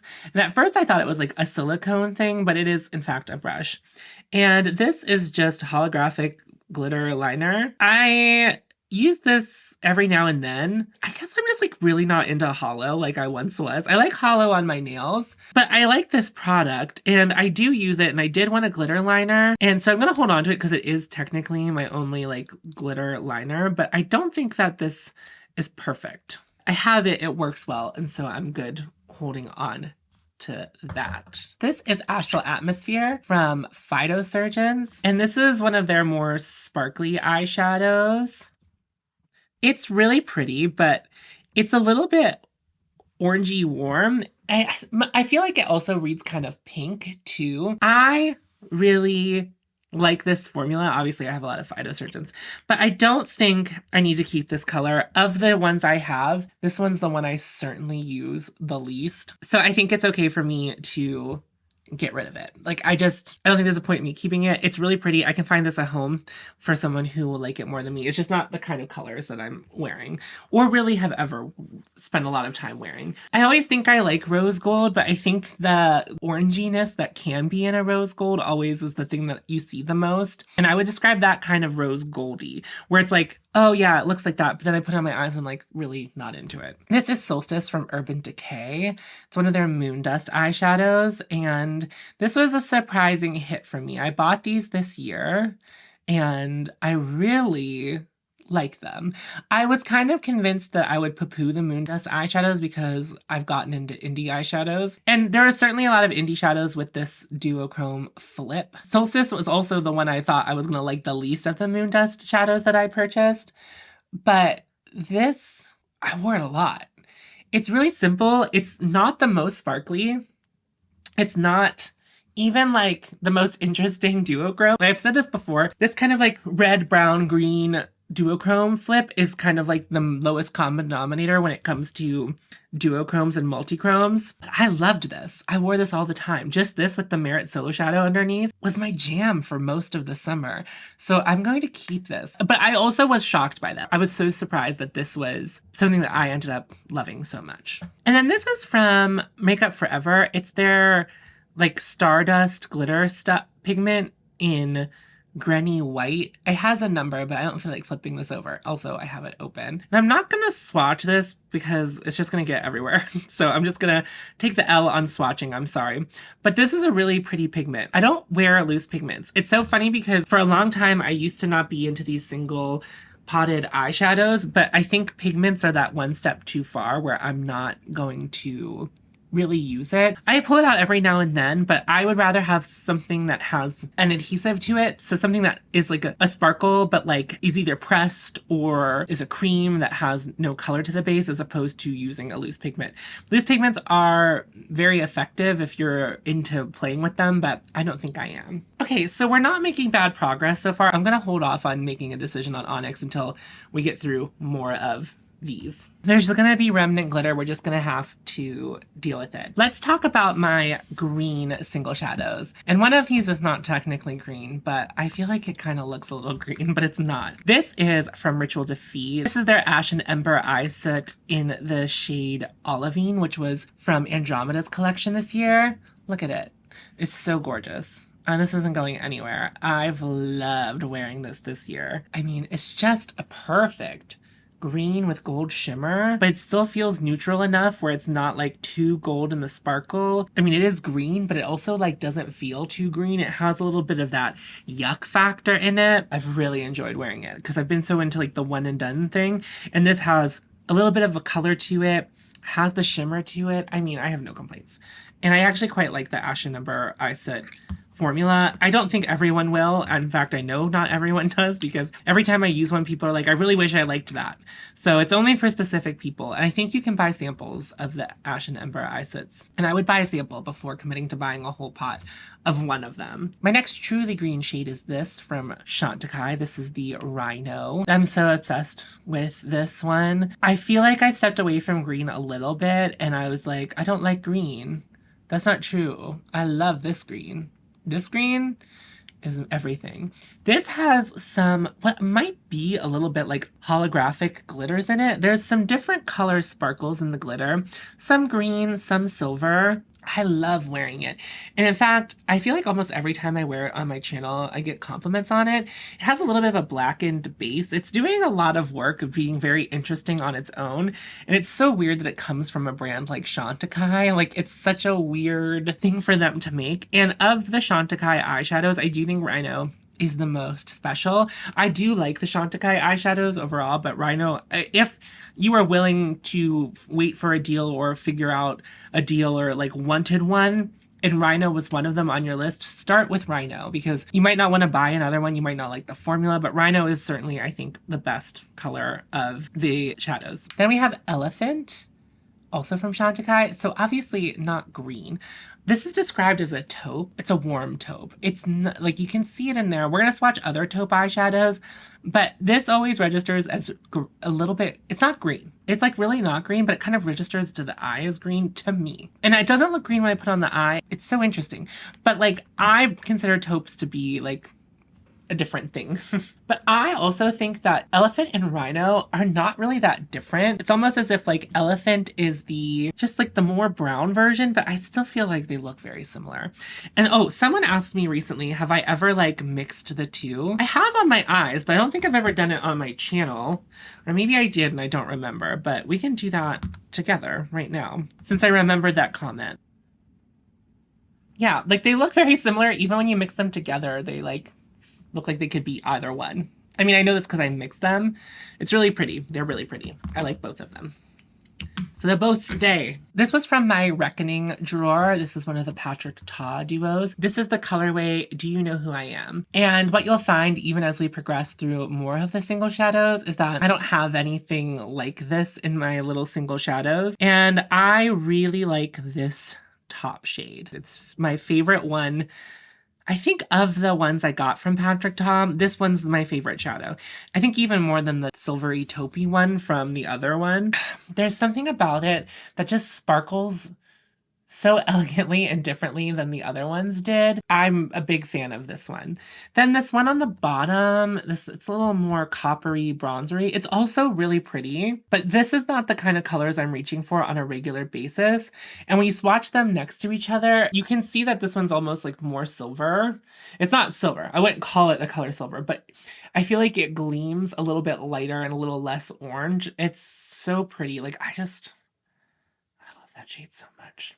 So I am going to invite this into the collection because I don't have anything like it. And that shade brings me a lot of joy. You might be new to my channel. You might just be someone who watches declutters and you're not really that invested in the creator, which is totally fine. I get it. I've said it before. I just don't think that duos are the way to go because now I have this huge packaging, which is annoying. And then I also have this shade that, and I can't depot it, which I would do. Like they're I think they're baked in there. I don't think they're inside of pans. I might be wrong. I don't know. I might look up to see if anyone has successfully depotted these because I do really only want the top shade. I don't really want the bottom shade at all. I will like never really use that. But I like the top one enough to keep it. That's the annoying part about it. I don't want duos. I want singles. Yeah, that's the only goldish one I have. So that's that category. So here's everything that I consider to be taupey. This is from my Reckoning. This was in my testing drawer and I'm wanting to bring it in. And then here are all of my existing taupey, brown, yucky shades. So I'm going to set all of them aside and we'll start with my favorite eyeshadow. This is Mink from Victoria Beckham in the Lid Luster. I'm fairly certain this is one of the most popular lid lusters. Look at it in all of its glory. There's a big dip in the shade, and there's a reason for that, because I just love it. I love wearing it. It's just this warm base with a silver sheen, and it looks like a metallic, but on the eyes, if you blend it, that metallicness becomes more of a glimmer, and it's so pretty. This also, like, look at the remnant on my finger, like, oh, this is like the standard for eyeshadow for me. I want to love and think about all of the eyeshadows I own as much as I love Mink. That's going to be impossible because like Mink is like it, you know, it's like kind of the it girl in my makeup collection. I think she's so good. I love everything about it. I have like nary a complaint about Mink. Then we have Smoky Quartz. This came back out of the blue this year. I bought it when it originally launched from Charlotte Tilbury. I have hard pan on it. I haven't found the hard pan to be anything that has given me issues in being able to use it, but I do normally apply it with my fingers. And I'm sure if I got some tape on there, I would get rid of it. It still picks up on my finger, so it's no problems there. This is another highly coveted shade in my makeup collection. I love this shade and I get a lot of questions about it, and I started getting questions about it more whenever it came back in stock because I loved it at the time and I used it even while it was out of stock for the couple years it was not in existence. A lot of people ask me to compare these two next to each other. So Mink is on top, Smoky Quartz is on the bottom. Smoky Quartz is less intense, it's a little more sheer, and it's a little sparklier. Like, I think it reads as sparklier than the Victoria Beckham one, which looks like more of a metallic. I would say they both read sparklier on the eyes than they are on my arm. Also, the lighting isn't like the best for sparkles. This is more lighting for like seeing true color. It's incredible. I do think that some people would like Mink more than Smoky Quartz, and some people would like Smoky Quartz more than Mink. Here they are next to each other. They both have a silver top, but Smoky Quartz is much, much lighter. Now, I feel like in the remnant swatch, which is what's on my middle finger, it looks a lot darker, and I've seen it look a lot darker on other people, but it's always read that light to me. Not that I even think it's light. I think it's a darker eyeshadow, but whenever people are asking to compare it to Mink, Mink is so much darker. It just is what it is. Then I want to talk about this. This is the shade Lithium from Urban Decay. It's the Moondust eyeshadow. And a lot of people really like the shade, and I think it's pretty. But I'm going to make the argument that Lithium's green. It's like touted as like this dark brown, but it's green. And I think a lot of people think it's going to be close to Smoky Quartz and Mink. And I think even in the initial pickup of the swatch, you might think that, but it looks positively green to me. I don't think its goal is to be a green, but it reads as green to me on the eyes. And it also looks green here. But a lot of people, I don't know, I don't consider it to be a taupe. Kind of like how I don't consider Elephant from Chantecaille to be a taupe, even though it's described as a taupe. But I see green in it. And I see green in it in real life. But I've never really heard people say that it's more green, but it leans more green. Anyway, it is definitely the sparkliest Moondust shadow too. Like it, and like you can, maybe you can't, I don't know. It is the most sparkly of the shades I have on my arm right now. Lithium is one that I was the least excited about when I was playing with the Moondust eyeshadows. I love the way it looks as like the remnant on my finger. Like it looks so good. I mean, not that this isn't pretty, but I don't know. I'm wondering if it's like because people think it's gonna be, I don't know. I'm wondering if it's just like the mass audience being like, oh, that's comparable to Mink and taupe, makes me go, it's not that at all. But maybe it's because I'm thinking about it as a comparison to those two, and maybe I need to think about its own thing. In fact, it actually does look a lot like Chantecaille Elephant, and it might be like a good alternative. Yeah, it's like the darker Elephant. Darker, more sparkly Elephant. I'm gonna set it aside with Onyx. We'll see. Sometimes you get to the swatching, I was like, I'm gonna get rid of Lithium. I'm gonna be brave and bold and get rid of Lithium. When I swatched it and I was like, I don't think so. Maybe I don't want to get rid of Lithium. The next shade is more of a brown. This is from Phytosurgeons. It's Crystal Constellation. And they sent this to me in PR. I've bought a lot of my Phytosurgeons eyeshadows, but some of them, I think just this one and Lunar Lightwave were sent in PR. And it's this, I wouldn't consider this a taupe. This is definitely like a brown that has sparkle in it, and it's so pretty. It is much more light and subdued than the other ones, and I guess what I'm learning now is maybe whenever it comes to like browns, like not Mink, but like I do kind of like it being a little bit lighter. It is less sparkly than some of the other Phytosurgeons eyeshadows, but it's so pretty and easy to work with. I really have no complaints about it. I really love wearing it. I love wearing it with one of the other Phytosurgeons, more sheer ones topped over it. So I'm going to keep that one. And then we're left with Patrick Ta, Still at the Club. And that's this one. And this bottom shade is so butt ugly. I like don't like this bottom shade at all. This could definitely be some people's thing, but it's like this warm, rich brown. And what I will say, it does have weird multi-colored sparkles in it, which I think is interesting. It makes it a little more interesting. But the top shade here is like really what the whole thing was about, right? Like that's what I wanted. Whenever he released these, that shade right there is like what I wanted to get into the eyeshadows for. Like this is the thing that was the most exciting to me. So there's the brown, and then there is the shimmery topper. I've reached for that shimmer topper multiple times. Of course, I've never reached for the brown after I did my review. But now that I have everything swatched, I think I am just more happy with Smoky Quartz. Like, I really thought I was going to bring this into my makeup collection, but it's not the best one of the Patrick Ta duos. It's not the best one of the taupes I have on my arm. In fact, I would argue that Smoky Quartz is, like, better. I think there's something about it being, like, new that makes me, like, want to keep it. I don't think I'm gonna. I think I'm gonna be brave and bold and just stick with Smoky Quartz. Like, you see, like, it's pretty. I'm never gonna wear that brown shade. And I clearly have a lot. Yeah, I don't think I'm gonna miss this. I'm gonna declutter it. Shocker. Again, it's not a bad eyeshadow. I don't think it's a bad eyeshadow.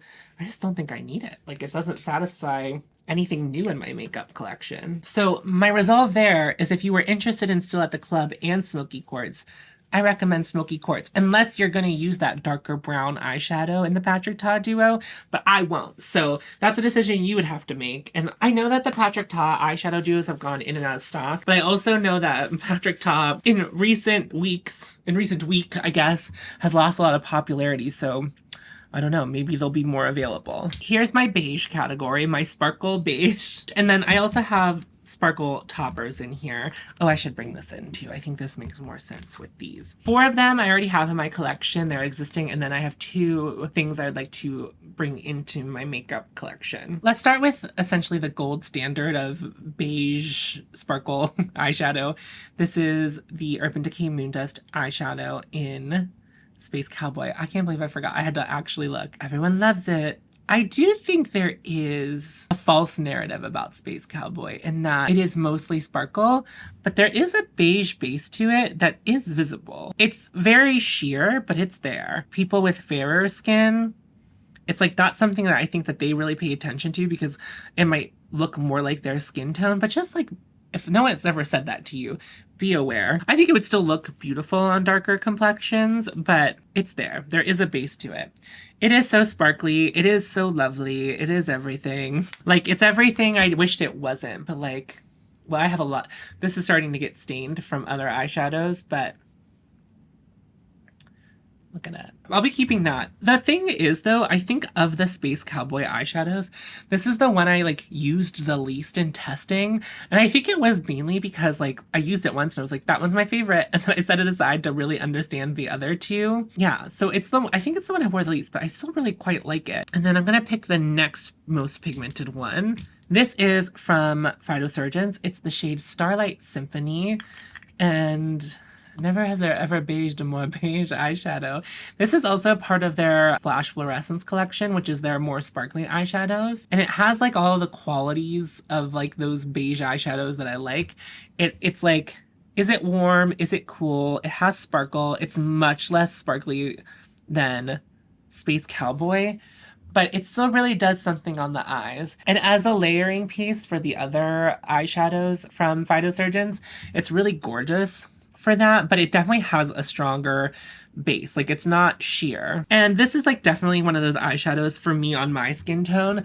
I can just kind of like put it on my eyes and it's just like looks kind of like my eyes, but with a little bit of sparkle, but it has a little bit of coverage to it as well. But I do think of the Phytosurgeons eyeshadows, it is the one I use the least. I saw my friend Cam wearing it recently and I was like, ugh, I need to wear that more. But maybe I don't. Okay, so when I swatched this, it did not bring me the same joy as Lithium. Even though Lithium is not the color I think it is, I think I like Lithium, and that's I don't like Starlight Symphony, but I don't like Starlight Symphony as much as I like some of the other Phytosurgeons eyeshadows. So I think I'm gonna find it a new home. I think that's gonna be the journey for that one. And then I recently purchased this. This is from Armani. It's their whatever eyeshadow in the shade Sparkle, and the number is 67S. And these are like a little hot topic right now. Like, I feel like a lot of people are talking about these. But yeah, this was the one thing I allowed myself to buy during Black Friday weekend because I was interested in it. And I actually haven't even worn this on my eyes yet, but it was very similar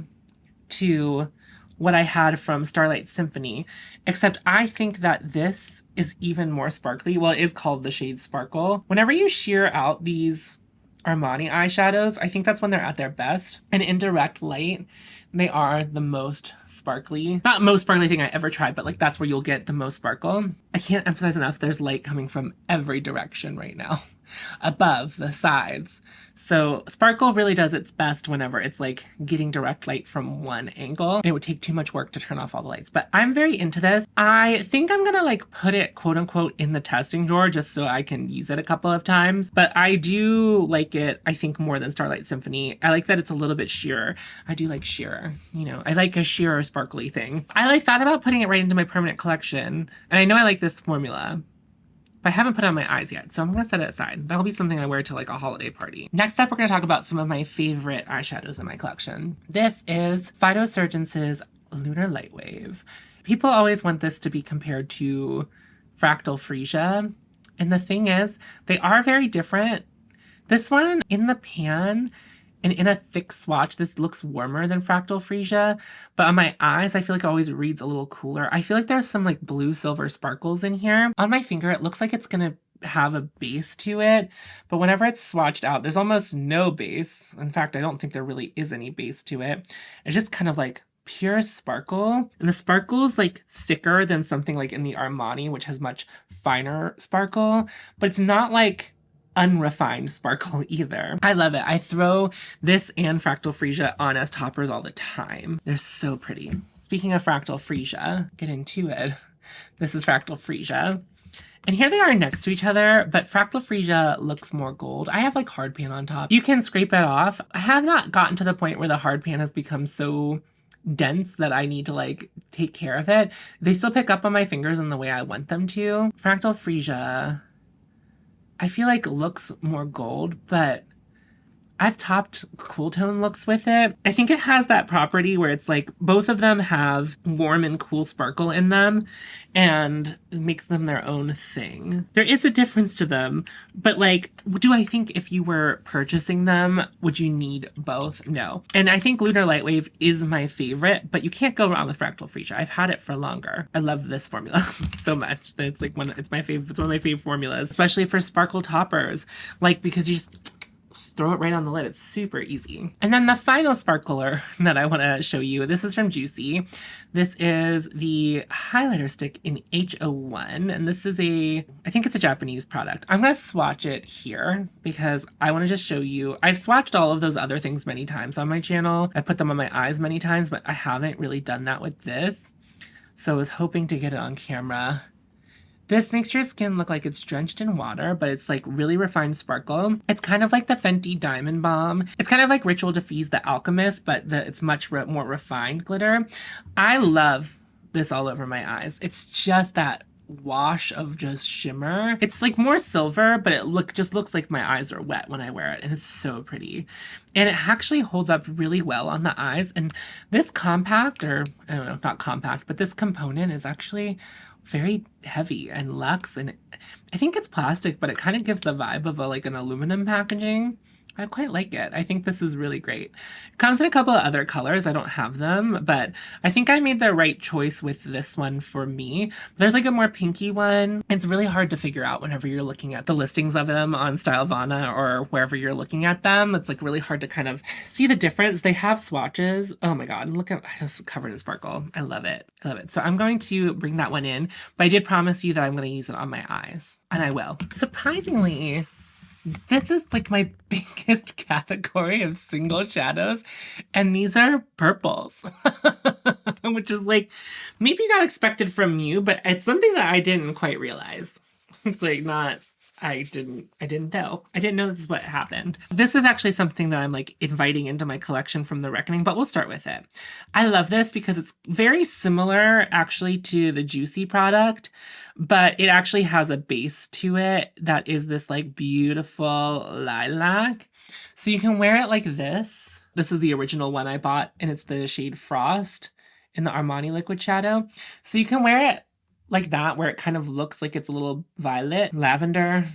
And then if you sheer it out, you get like a sheer wet, oh, so pretty. It's so pretty. Like that's makeup. That's coming in. I love it. Actually, I think this might be worth swatching next to that one. So this is the Danessa Myricks Color Fix Liquid Metal in the shade Lilac Flame. And I bought this when I was trying to dupe a Pat McGrath shadow. I'm gonna pump it out here. So the way I would wear this, when I do, is not with full opacity like that, where it looks like a liquid metal.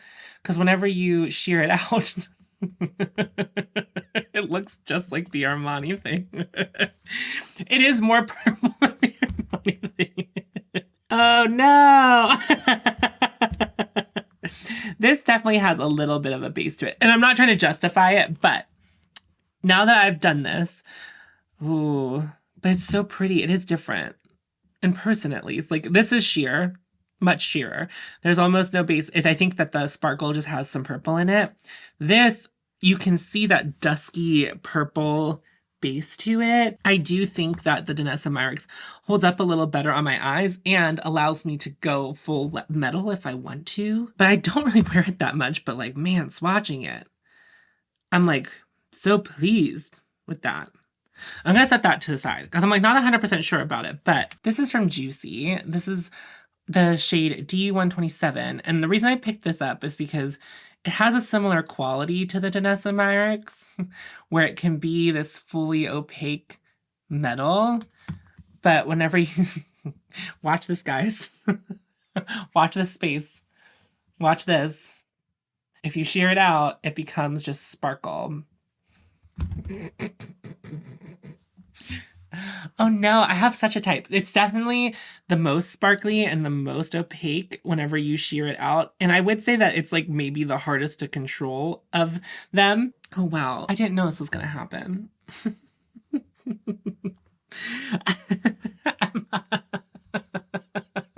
Like you can tell, it looks the most wet out of all of them. But it is like in person, it would be the most noticeable. Like, I mean, obviously if you're wearing any of them, I think it looks like you're wearing makeup, but it's like version 1, the more leveled up version, and like the most leveled up version of what like a sheer sparkle can be. I have shades like this in the Fairy Lights palette from Glaminatrix. I am left to wonder if it would be similar to one of those. Oh no, but swatching these makes me excited about them.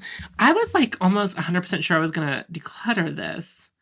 I think I do. Let me, is my favorite, yeah, the Fairy Lights palette is pretty close by. So let me actually pull that up because I think there's one shade in there that's pretty similar to that. So my theory is that the shade Presence would look a lot like that. These are a very similar formula. This Juicy formula and this Fairy Lights formula, they're very similar where it's like something that looks like a metallic, but it's just like a butt ton of glitter. It's kind of all pressed together.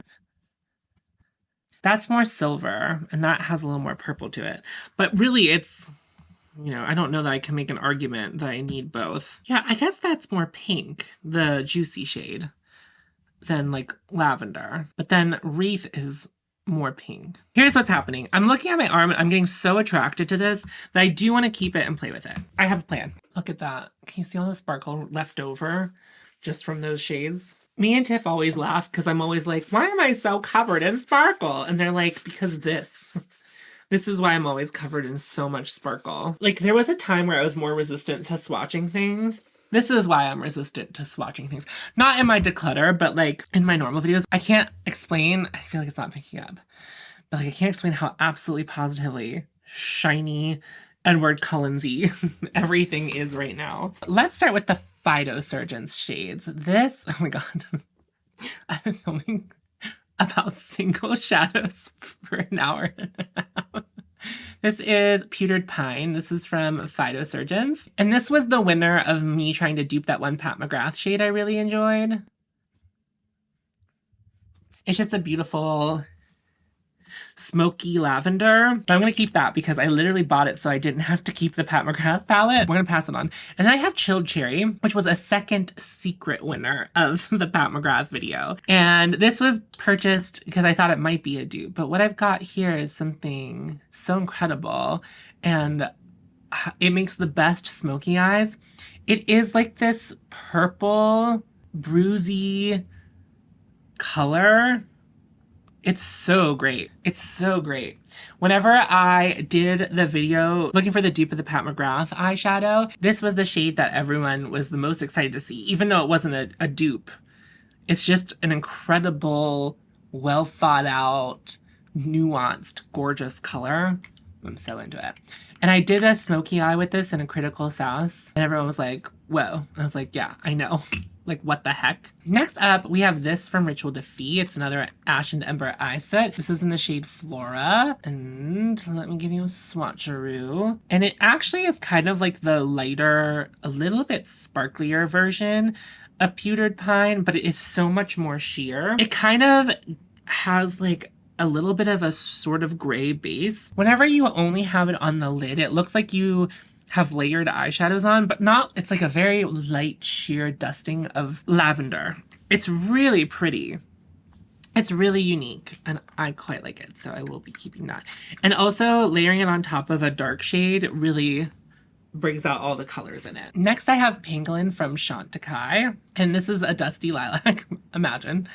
But I would say this has a similar property to what I was just saying about Flora, but it is much sparklier. And I would say that it has like more pink in it, obviously, than the other ones. And I think that pink really makes it something special. Like, it looks smoky, like in the swatch. Like, it's like, there's a base to it. Now, of course, my finger is a little bit stained dark right now, but on the eyes too, you have a little bit of this like, what's going on underneath, but with the sparkles. And of course, like all of my favorite shades of eyeshadow, if you sheer it out, it just becomes more sheer and more about the sparkle. But this I would say is a more pinky sparkle. And the sparkle is obviously not as intense as the ones that we just swatched with all of the really sparkly ones. I would say that this is my least used Chantecaille eyeshadow, but it still feels very special in my collection because I really don't have another shade like it. I put it in with the purples, but it feels like its own special little thing. It's a nuanced little shade. And then this is a shadow I actually haven't touched in a while. It will be interesting just because of the formula. This is Surratt Soufflé eyeshadow in the shade Pluie Mauve, and it is like this jelly eyeshadow. Okay, it is a little bit drier than I remember it, but it's still cool to the touch, and I'm still picking up shadow. And it looks just like I remember it looking. It's very sheer, and you have the sparkles in it. I haven't worn this in a while, especially considering the kind of shadow it is.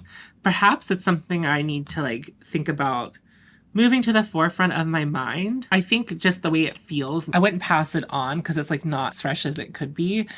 I really like this formula. It holds up really well on my eyes and it has like those green sparkles in it. It's a really cool eyeshadow and I still really like love it. Like I'm glad I have it. I'm glad I got to like use it. These three right here kind of have that weird quality about them where it's like there's like a gray base to them and I like that because I like cool tones. Let's bring back out like kind of everything. Yes. So we kind of have like three groups here. I would say that this is all stuff that I'm confident I would like to keep. This is stuff that I'm confident I would like to declutter. So I have 1, 2, 3, 4, 5, 6 things I would like to declutter. I have 19 things I would for sure like to keep. And I have 4 things I'm undecided on. So I'm just gonna move these aside and I'm gonna move the decluttered ones away. There's different cases for each of these. Onyx is a beautiful color and shadow and a good formula. I know I like this formula because I love mink so much. I never wear it, and I never wear it because most of my looks end up like looking like this, but like more enhanced and special. I really like the brand Victoria Beckham, and like that's why I'm like holding on to it. But I think I'm going to be honest with myself and like, I don't need this. If I want to do a black, I like feel bad about this. Like, I don't love that I'm going to do this, but I think being realistic with myself means that I should declutter it because I never choose to wear it.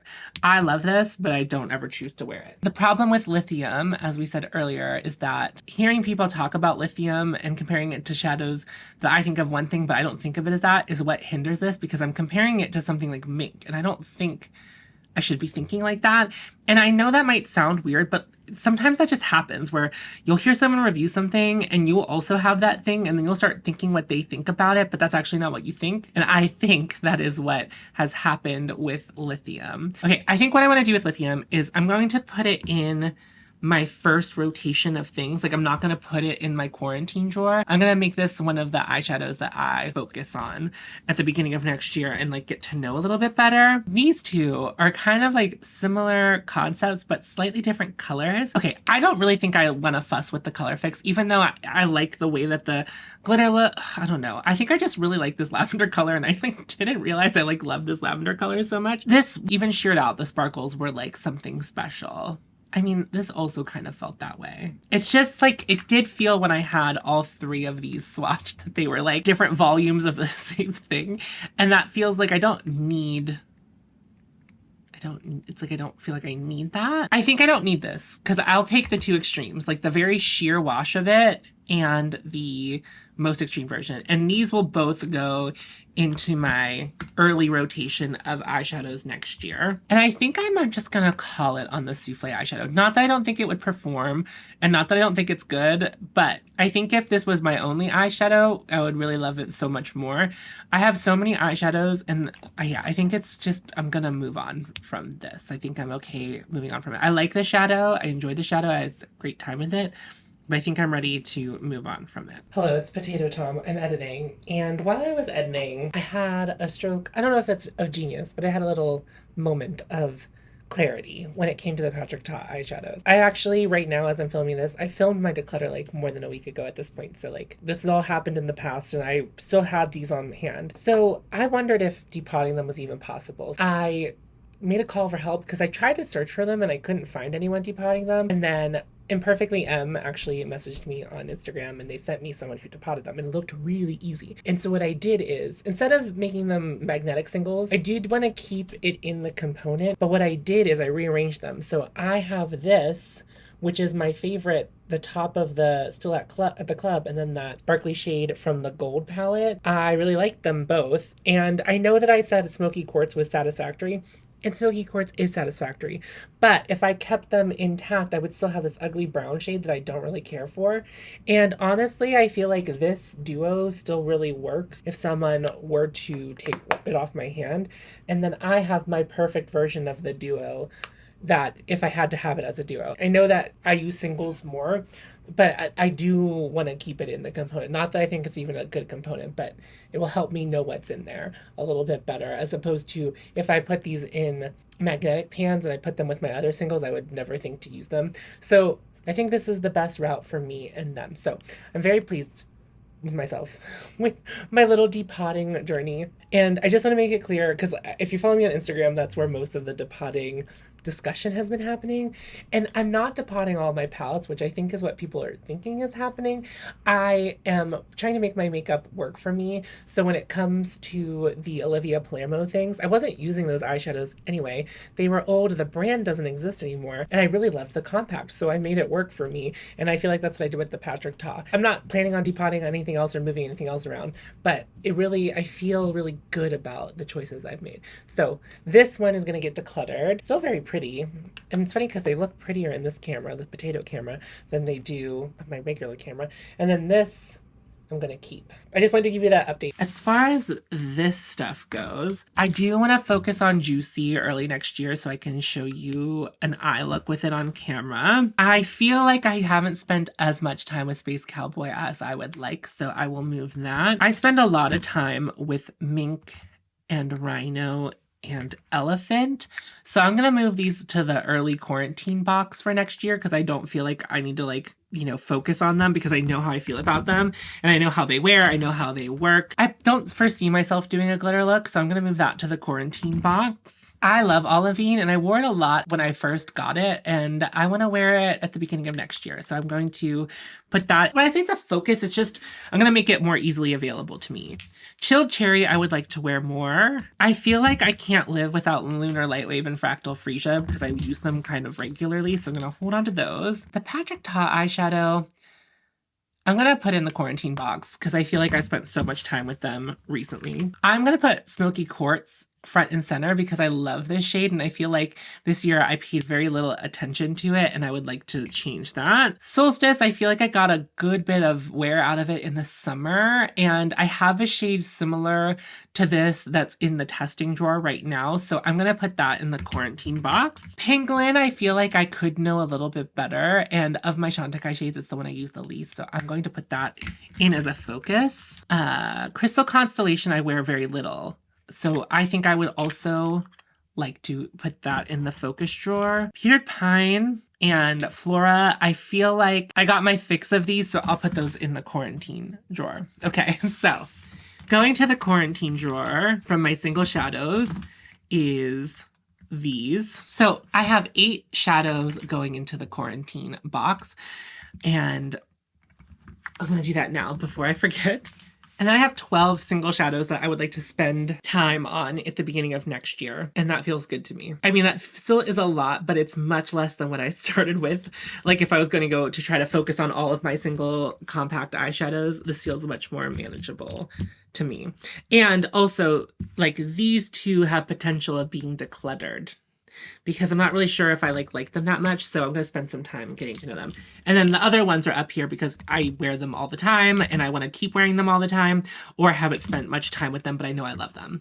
So that feels good to me. And then I have 9 things I'm decluttering, which feels nice because I wasn't expecting to declutter that many. And in fact, some of the things I thought I was going to declutter, I didn't. And some things I didn't think I was going to declutter, I did. I'm actually quite proud of making the call to declutter this, if I'm being honest with you. And this, even though I think it's so pretty. Okay, this was much more intense than I was expecting it to be. That was crazy. I was not expecting it to be like that. But eyeshadows are done. I've been filming for so long. It's 4 p.m., which means it's dark outside.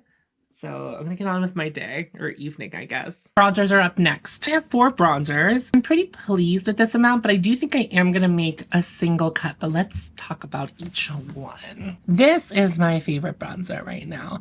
It's been my favorite bronzer for a while. It's the Gucci bronzer in the shade 01, and the packaging is not as lovely as I'd like it to be, but it still is pretty lovely. The best part about this is that this bronzer is a little bit rosy. As someone who has fair neutral undertones that kind of lean a little bit cool, this really works for me in a way that other bronzers don't. I've talked before about the propensity of my skin to really make things orange, and this bronzer does not pull orange on me at all. I really wish we didn't do this. In fact, if they made the compact smaller and made it of like aluminum or some kind of recyclable metal, I think that would have been much better. In America, because we discussed this many times on my channel, you cannot buy refills for this product. Internationally though, they do sell refill pans of this, and I'm not really quite sure why that is.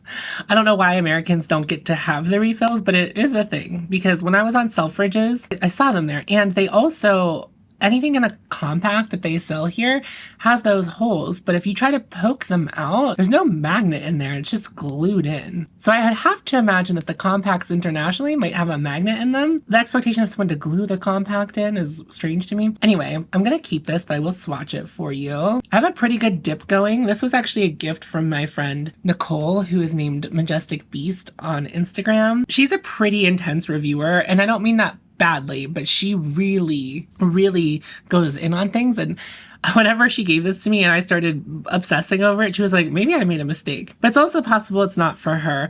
I think if you can find the Gucci bronzer on sale and it was something that you were interested in, and if you have a skin tone similar to mine, this is a really good pickup. And I really wouldn't have bought it before getting to try it. We'll keep that. This is actually something newer to what I consider to be a bronzer, but has been in my collection for a couple of years. This is the Chantecaille, oh god, what is this actually called? Sunbeam Cheek and Eye Shade in the shade Ray. And this was a limited edition product. It's kind of boasted as like this eyeshadow or cheek product, and for a long time I was wearing it as a blush, and that's how I thought about it in my collection. But it really can be more of like a bronzer, but I normally just wear it up as a straight up bronzer these days. So whenever I swatch it, it looks like an eyeshadow, but whenever it's very loosely applied, with a very fluffy brush. It is still glowy, but it doesn't look like you're putting eyeshadow on your cheek. And it's one of those products where it's like sold as a multi-use product, and it really can be used as a multi-use product. I really have fallen for this as a bronzer. When I use it as a blush, it just wasn't quite the best blush shade for me, but utilizing it as a bronzer has really made me fall in love with it yet again. Because I still think it's a great color, even as a blush, but I just am less into coppery blushes. It doesn't read so orange on the cheek with the bronzer brush. So I'm very into this. I'm going to keep it. This is from Chanel. I've had this for, I think we're going on 3 years. This is the Le Beige Healthy Glow Bronzing Cream in Soleil Tan Deep. Yeah, I don't know if I would buy this today. It's not that I dislike it. This summer, I actually used it quite a bit. You can see that my facial hair really gets in there. I really have enjoyed using it a lot this summer. It is really luxe. I like the container, even though it is plastic, but I really love using it. I did not buy the lightest shade because it was really orange, and this one's a little more red. And if I have to make a choice that isn't a rosy skin-like bronzer, I'm going to choose a more red bronzer than orange because my skin will show the redness, but like if it's orange, it'll just show up pretty orange on my skin. I really like my time with it, but I probably wouldn't buy it again. I don't know if it's like worth the amount of money it is. Loving it and using it for my own purposes without like reviewing it for the purposes of like selling it is totally fine by me. So I'm going to keep using it. I like it. Then finally we have the Surratt bronzer in Soleil Dew. And this bronzer, I have like moments of using it more than other times. And it's a really beautiful bronzer, but I think that I just am not really super interested in using it anymore. I would rather focus on these three. Like I want to focus on my oldest one. I want to focus on my like new love, and I want to keep focusing on my favorite. And not that this bronzer is like a chore to use. It has an incredibly limited shade range, just like the Chanel. It's so good. It really is. I do find that it pulls a little bit weird on me sometimes if I overdo it, which I think is the main reason. Like the other blushes I showed you are pretty hard to overdo. This one's pretty easy to overdo it. So I'm just gonna pass this on to someone. You can tell that I made a little bit of a dip in it. So I'm proud of that, but I think bronzer is not something that I need a ton of, like I don't need 4. So I'm going to find this a new home. For bronzers, I'm keeping 3 and decluttering 1. And then for the quarantine box, I'm not sure I need to rotate any of these out. If anything, I would put these 2 away in the quarantine box and focus on this one for a bit. But I'm not that concerned about it. This bronzer is a little more specific, I guess, whenever I decide to wear it. I'm just going to keep all of them in the drawers whenever I put everything back.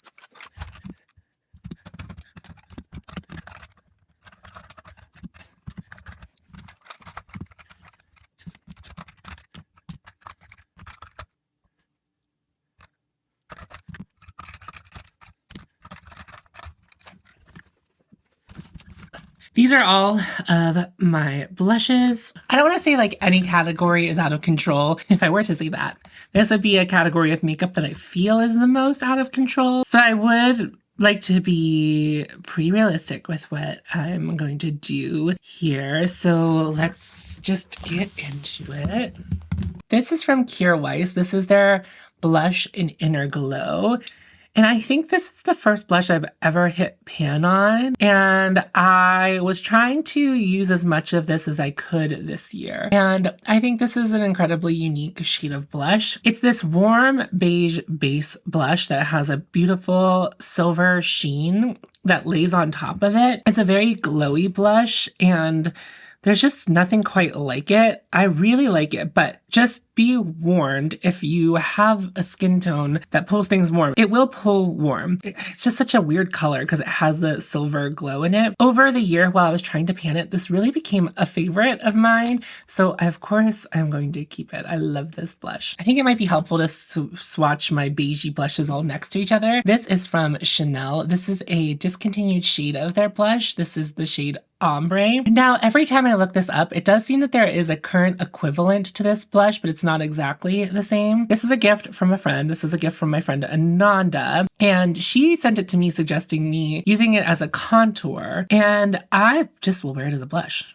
because it is this brownie beige. It has a little bit of warmth to it, and probably I could use it as a bronzer, but it does liven up the cheeks a little bit. There's a little bit of like pink orange that kind of comes to the surface, but it's very, very neutral feeling whenever it's on the cheek. And my biggest qualm with this is that I just forget that I have it to wear it. It's not at the forefront of my mind. So this is a prime candidate of one of the blushes that would not go to the quarantine box. And I will be a little bit more ruthless with the quarantine box with blushes, because I think there are some things that I can create better relationships, and also things that after using them for a while, I could choose to let go. So I have a couple blushes from Finding Ferdinand. This was from Khaki's Summer Abroad collection. This is the shade Olay. And these blushes are really pretty, but I very rarely use them. I'm gonna just declutter them. I don't really have much more to say about them.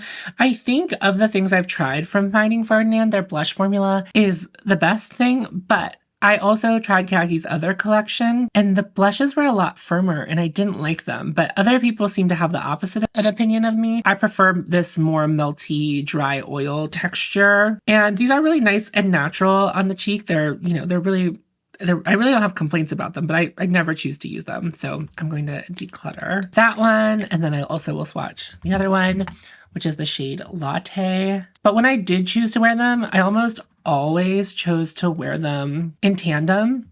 So I would put Olay further back on the cheek, and I would put Latte closer to the front. And like Latte is, I think, the most perfect shade of this collection for me. Doubling them up was really lovely.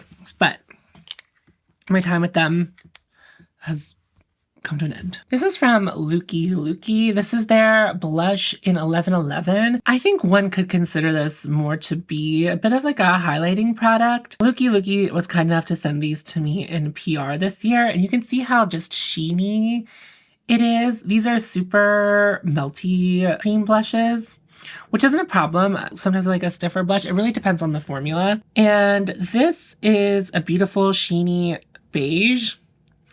I think of the Looky Looky blushes I tried that this one is the most special, and not in like it's just kind of like weird. I feel like, I don't know, it's almost like a metallic blush, but it doesn't look like that on the cheek. I feel like this much like I feel about the Chanel blush and ombre that I just showed you. They're kind of like, I want to be wearing them more and have more feelings on them. I just don't. So I'm gonna keep it, and I think that's gonna be one of the blushes I try to use more at the beginning of next year. Then from Western Atelier, this is Mimi.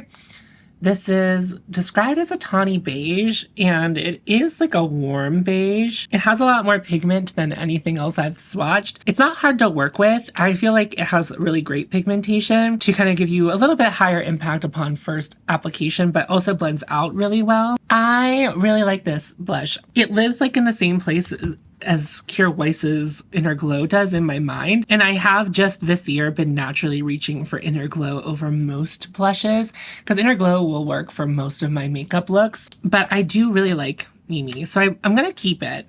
But it's not something I feel like I want to focus on. I'm going to smell it. It still smells fine. But it is one of the older blushes in my collection. I think now we're going to move to some more pinky blushes, like decidedly pink. We'll start with this from Phytosurgeons. This is Condensate. I was just watching someone else's declutter, and their cap was fractured like this. I did not know mine was until I pulled it out of my drawer. One of the most perfect blushes for my skin tone.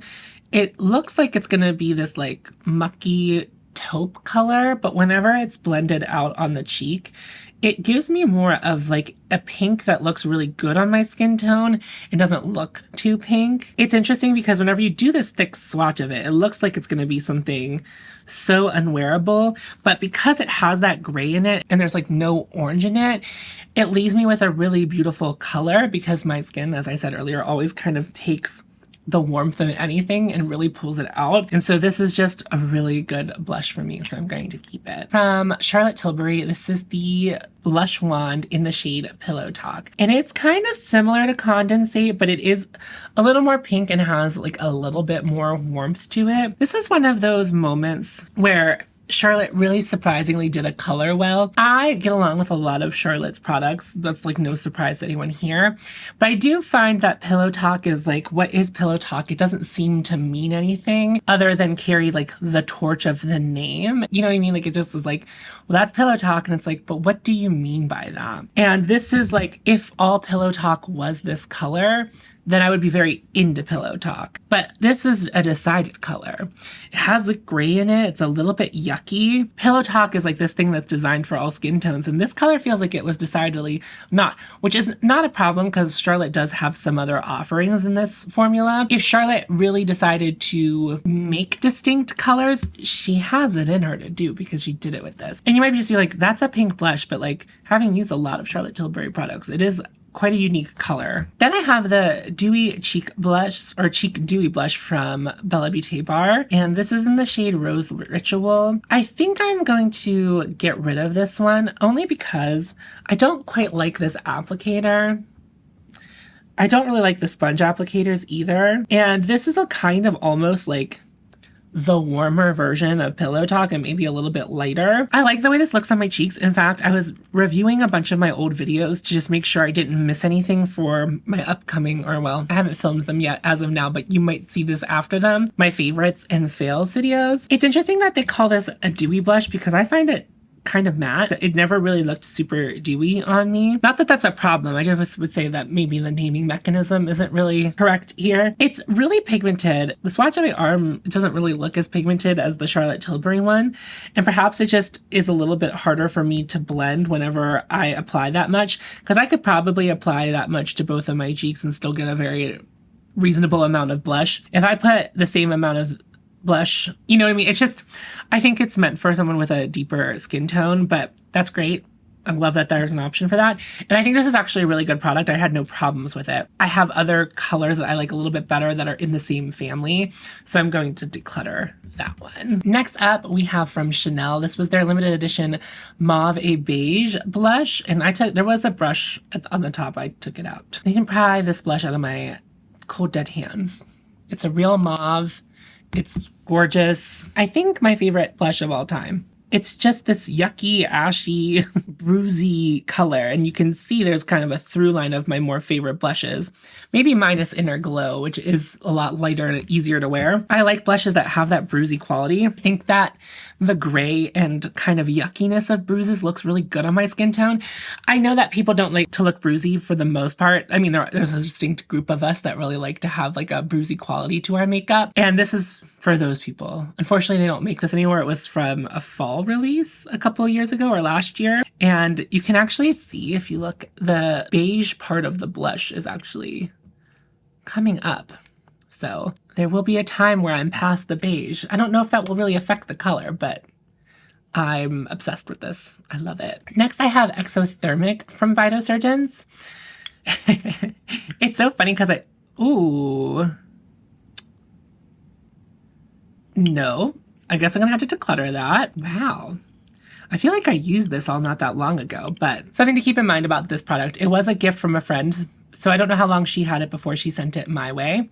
So yeah, we'll just cover that up because it was kind of gross. Luckily, it's in its own compact. It's shut, so I'm just going to dispose of that. That's really unsettling. It's like, it's so jarring whenever you see a product that looks like that. That's the first time I've seen a product do that. Now, I will admit this. A lot of people have told me that Vitasurgeons products don't last really long for them. I've had some Vitasurgeons products that have lasted a couple of years and they still seem to be doing fine. That's the first time that's happened to me. But again, that was a product that was passed on by a friend that had already opened it and used it. So I just don't know how old it was. But for example, Condensate, this blush is 2 years old and it looks basically the same as it did whenever I first got it. So moving on, this is also from Lukey Lukey, and this is going to be culture shock for everyone. This is their shade Cosmo Flush, and it's this blue pink. And I think the thing with other bright pink blushes is that they're warmer, and I'm running out of space on my arm, and I'm not really using it for comparison, but now I don't want to wipe off my arm and start again. It's like this bright poppy flush. I like it, and I have liked these bright, sorry, there was already another color on my hand, so that dirtiness on top is all me, but I feel like now all of us are going to be like, is it mold? But no, that's just from remnant of another blush on my finger. But I think it's because it has that blue in it. I like this pink a little bit better than maybe some of the other pinks of this brightness I've had. I have Pop It from Westman Atelier, and I very rarely use it. And I probably won't use this much more than I used Pop It. But and Classique from Surratt are both like pinks I feel like that have similar vibes to them, but I really like this one because it has that blueness in it. So I'm going to keep it. It's something I know I'm not going to wear a ton of, and I'm aware of that going into it. And so I just want you to know that, but it's like it's nice to have a poppy blush like that in case I ever get in the mood. You've noticed probably that my blushes, I tend to like them a little bit watercolory if they are colorful or have a color to them. So what I'm swatching right now, this is Barba Papa from Surratt, and this is in their Artistique liquid blushes. And I like them because they look watercolory, like there's almost like no color to that. And I really like it. It's not anything like the powder version of Barba Papa. This one is more silver, and I find that Barba Papa has a more blue sheen, but they're both really gorgeous on my skin tone. I very rarely choose to wear these for some reason, but like every time I do wear them, I'm like, oh, these are really gorgeous. So that's going to be, I think, one of those blushes that I would like to focus on next year at the beginning and see if it's something I want to keep. And then I have Cantaloupe in the same formula. They had sponge tops. I ripped them off. I just dumped them out onto a mixing palette and apply them from there. And this looks positively orange, but whenever you apply it to your cheek, it's just kind of a wash, and it gives you a little bit of like a glowy dewiness, and I really like it. And in fact, in this formula, I much prefer Cantaloupe to Barba Papa. I think this is a much better, more nuanced color, but I had the powder version of this and I did not like it as much. So I do want to keep this because if you were like making me choose between the two, I would keep Cantaloupe over Barba Papa in this scenario. We'll just stick with Surratt. These are 3 shades from Surratt. We have Classique, Barba Papa, and Peau de Pêche. And I'll just swatch all 3. These are going nowhere. I know I kind of talked weirdly about the bronzer, but I think I'm much more passionate about these blushes. The only thing about the blushes is that they're in this like blush palette that I made. The brand did send them to me, but they also sent me the compacts. Barba Papa is still the best one, but Classique is a nice shade. That's not Classique. That's Gui Mauve. Sorry. This is the shade Gui Mauve. I do sometimes pull out Gui Mauve when I don't know what I want to wear, but I want a little bit of pink. That'll be what I pull out before Barba Papa, because Barba Papa is not really like a super blinding blush, but it is much more distinct than Gui Mauve. And if I am in the mood for a little bit of a peach moment, I will reach for Peau de Pêche. I quite like that blush shade. These aren't going anywhere. I don't choose to wear these often because they're in the blush palette. If they were in their own compacts, I would think about them more. The thing about Surratt blushes, if you buy them as singles, is that they come in the dumbest packaging. They come in these like sleeves, for lack of a better term. You can kind of tell that they were meant to be put into something else. I think this is, unfortunately, the best way for me to use those Surratt blushes, but it's also like the worst way because blush palettes don't really make sense in my brain because I don't think about this as any color. I think for a while there, I was like, this is the shade Barba Papa, but it's obviously 3 blush shades. I'm going to keep those. The Valentino blush in shade 3. Well, it's the Valentino Eye to Cheek. I love this. It's not going to go anywhere. It's kind of similar vibes to Barba Papa, except this one has a little more of a purple tilt to it, but it's very similar. It just doesn't have that blue sheen. In fact, there's like a warm beiginess in the sheen in this. It's a really interesting color.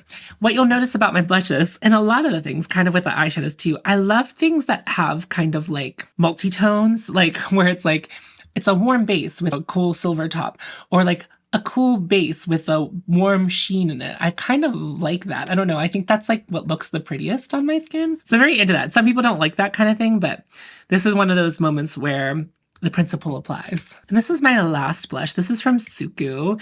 It's the shade Way number 133. If you are new to my channel, I did a Suku brand review this year. I purchased everything myself and I didn't have a great time. I didn't really like any of it. Their blushes are the most like successful touted thing about them. And I would agree that of what I tried, their blushes were the best thing I tried, but not something that I think any person who isn't into makeup would go out of their way to get. And even if you're into makeup, I don't think it's worth going out of your way to get unless you're looking from some kind of like suku bragging rights, which is what I was looking for. The compact is incredibly thin. It's like jarringly thin and it's not really weighted, but I think the thinness of it is like weirdly luxurious because there's nothing in America that's really like packaged like this. It's quite wild. And their eyeshadows were like packaged in a thick I don't know. It was weird. This is really pretty. However, it's in this like kind of yellow shade, and I'm not really choosing to wear shades like this a lot.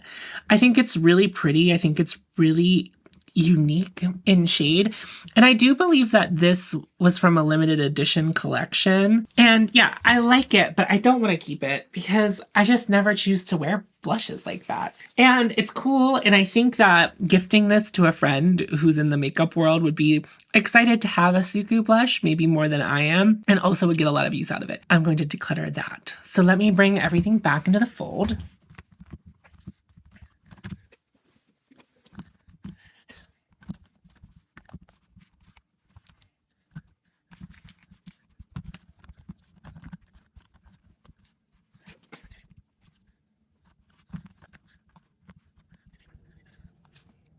Here are all the blushes back out.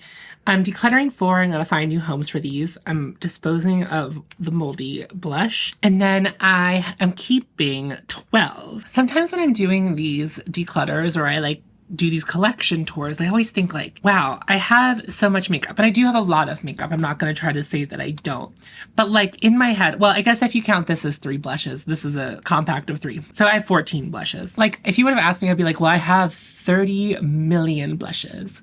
Oh, were there any blushes I was looking to invite in from the drawer? I don't think there were. I just double checked. No, there weren't any I wanted to invite in. So I'm going to set these aside to declutter. I'm going to actually just dispose of this right now. I think what I want to do here is really make space to try to use products that I'm less sure of. So I know I will love this always, and I will miss it, but I do want to put this in the quarantine box. I still want to continue trying to use up the entirety of Inner Glow next year, so I'm going to keep that in my main drawers. The Charlotte Tilbury Matte Beauty Blush Wand, I love this product. I know I love this product. I'm going to set it aside and put it in the quarantine box. I know I want to focus on this blush from Chanel, the shade Ombre, to see if I think it's actually worth keeping. I do really like it, and I think beige blushes like this are kind of hard to come by, so I'm going to set that aside to go back in the drawer. I also am going to do that with this from Lukey Lukey. It's the shade 1111. I'm going to put that in the drawer. But Cosmo Flush, I'm going to put in the quarantine box.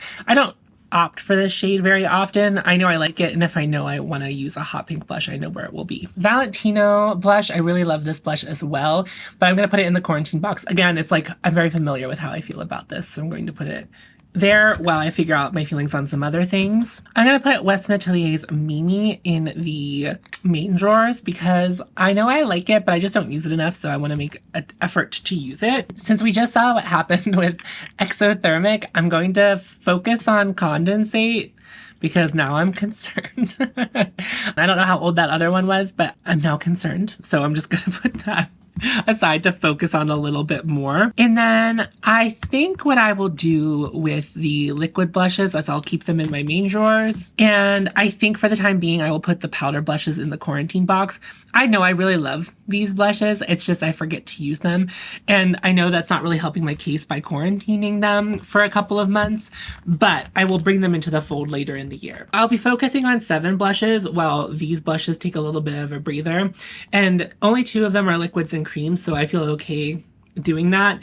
A lot more of my liquids and creams are over here, and I'll be able to keep an eye on them. So I feel good about that.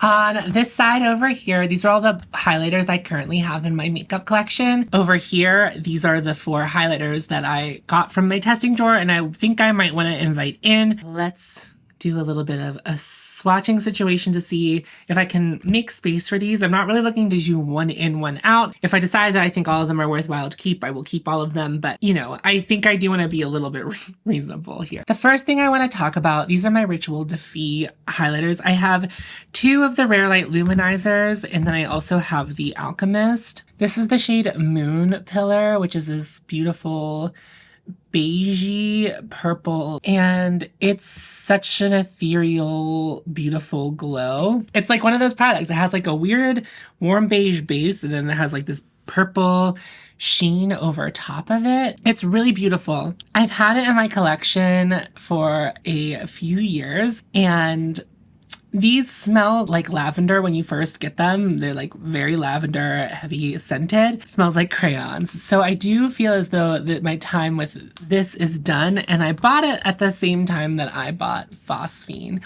which is it's a bit beigey with like a pinky warm shift. And it is equally as beautiful, but it smells even more like crayons than the other one. So I think my time is done. I do love these formulas, and I would buy them again. I think I get too much product. And I know that that's not going to be a problem for everyone, especially if you're someone who really has a even more limited collection than what I have in makeup. I really love them. I think they're worth exploring. I almost probably could get away with like buying samples of their highlighters and using those up and feeling very satisfied with that as opposed to buying the full size. And this is the Alchemist. This was my beloved for so long. Like there's an incredible amount of pan. And I think if you are a newer viewer to my channel, you might be like, I can't even believe Tom used a product like this so much. I used to love an absolute scorchingly blinding highlight. And this is almost essentially just like thick chunks of shimmer suspended in a balm, and it makes your skin look so wet.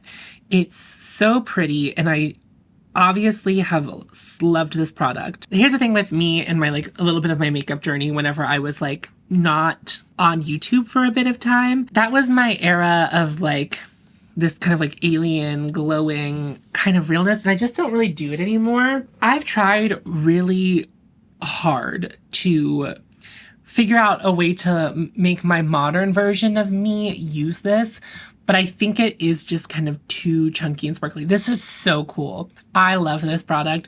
I highly recommend this product to anyone who's like into this kind of thing. I've kept it around in declutters, and this is how I've just kind of felt about it the last couple of years. It is a beloved. It is my coveted. It is my favorite. It is something that I think of so important in my makeup journey, but I do think my time with it has just simply passed. It doesn't smell like crayons, but this formula is like quite different than the other formulas, but I feel like at one point also had that lavender strong scent, and it doesn't smell like that anymore. I also think for this kind of product, even for like a person who had a lot of makeup, I had even more makeup when I wore this regularly. I used to put it on top of everything. Like I just have such a fondness for it, right? So I feel bad, but I also think I can feel really proud. This might be the only thing I ever hit pan on when it comes to a highlighter. Like that's how much I loved this. This was so great, so fabulous, and I'm sad our time is done. I think I have to also throw that away. I don't know how long I've had that, but I had it since before the pandemic. I'm actually fairly certain that my Rare Light Luminizers I got sometime after the pandemic had begun. That's how long I've had it. I've held on to it. It's so cool. Maybe one day I'll buy it again for prosperity. That's not really what I do. And swatching it is always going to do me in. Because like, look at it. It's incredible. There's just like nothing like it. I think that a lot of people think like the Fenty Diamond Balm would be a similar effect. And it's not. It's just not the same thing. With all that being said, I'm not completely out of Rare Light Luminizer. Like I'm not without it completely. This is from Andromeda's collection, and this was in my testing drawer, and I'm going to invite it in. This is the shade Borealis, which is this beautiful ethereal green. And the cool thing about this is it kind of has a very neutral base, and you only really catch the green in some shifts. And that's a very thick swatch of it, but whenever it's blended out, it looks so natural on the skin. I really like it, and I'm excited that I still have one Rare Light Luminizer left in my collection. I'm happy to have it, happy to keep it. Spotlight from Charlotte Tilbury. I really loved this, and I got a lot of use out of it, and it's something that I besmirched for a while. But I will say in recent months, I've been reaching for it a lot less. And I think it's just I have found highlighters that I prefer, even in a liquid formula. It is really great. Like, I actually really don't have any complaints about it. I think I'm just kind of like over it, I guess, a little bit. But it was like kind of my backup highlighter for a really long time. Like, it's like if I didn't know what highlight to choose, I would choose it because it's a little more neutral than it seems. And like, I get why people really love this. And I have used dupes of this product before, but I do think that this is the best one in my opinion and the best color in my opinion. But yeah, I think my time with it is over. I think I could give this to someone who would like be really excited to have it and love it and give it a whirl. I actually did not come into this declutter thinking that I would declutter it, but with the highlights that I'm bringing in, I'm really excited about them in a way that I'm not excited about this one. So I think it would be most wise for me to move on from this. And I think what would be worthwhile of showing you what I probably will be using in lieu of it is this from Gucci. This is the shade 4 in Opal Pink. And this was from my testing drawer. And whenever I got this shade, I just fell head over heels in love with it. And so it actually is a little bit of a darker base, but I wouldn't apply it this thick. It's just a very interesting beigey pink color. It's actually very similar to Phosphine, built up, but much softer. And actually, whenever I was thinking about my makeup collection, I was like, oh, great, I can have like a powder version of Phosphine. I would say that this one has a little more intrigue to it, Phosphine, but having, I think, what will hopefully be a little more stable in my collection, even though this is a gel, I don't know. Time will be told on the formula of this gel powder situation, but I'm obsessed with it. And I would choose to use this over the other two currently. That could be recency bias, but the other thing is the Phosphine one is certainly past its expiration, and Spotlight will be available for a really long time if I choose to want to buy it again. But I think I really do want to focus on this Gucci one for now. I have two of these from Surratt. This is their Artistique Liquid Highlighter, and these are a really intriguing case. This is the shade Frou Frou. It's this like white opalescent pink highlighter, and it looks really potent when you get that much of it. But whenever you actually blend it out the way you would wear it, it's just this really beautiful, soft, ethereal glow, but not quite as sparkly as any of my other ones. But I would consider it a more like sparkly highlighter, but it's the kind of sparkly highlighter that I think would work on people of all ages. I feel like it sets down. It looks really gorgeous.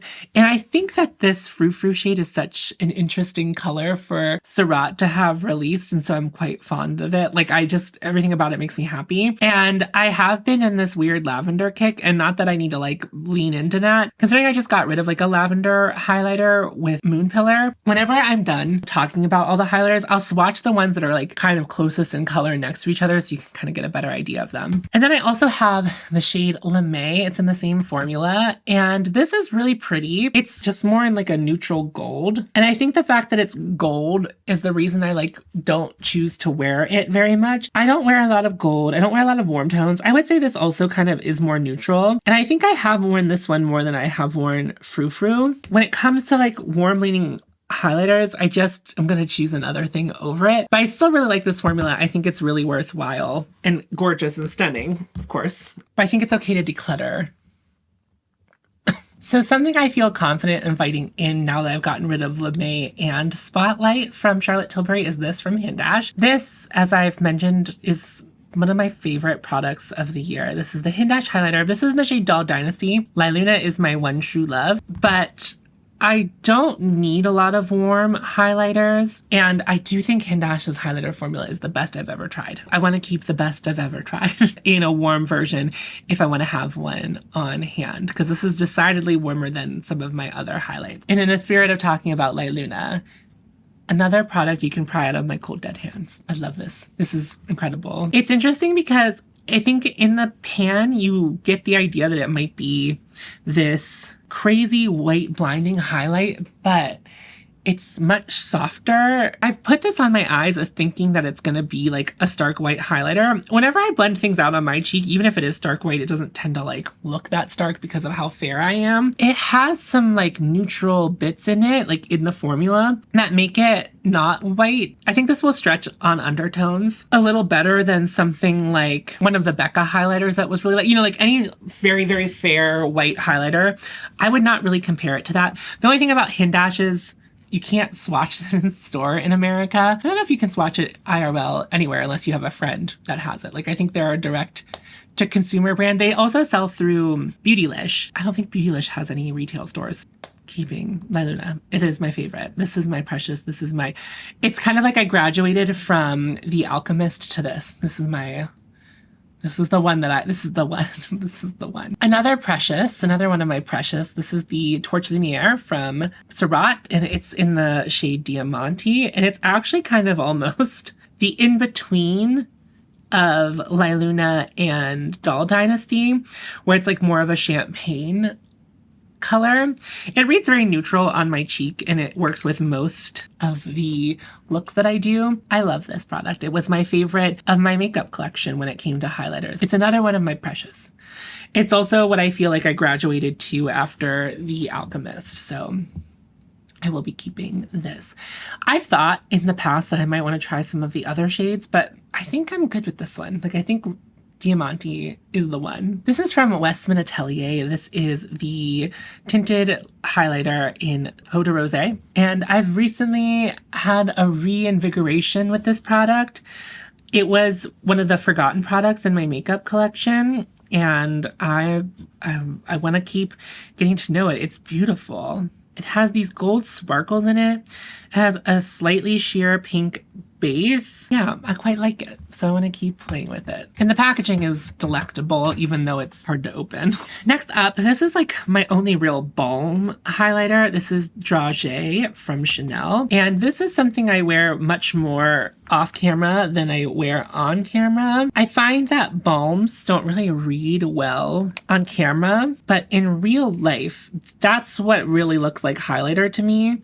Like, if you were trying to look for something that naturally is going to highlight the skin, it's so much more subtle than anything else I have. And when my skin's like really dehydrated and crusty and musty, this is a really nice product to have to just tap onto the high points of my cheek to make them look a little more alive.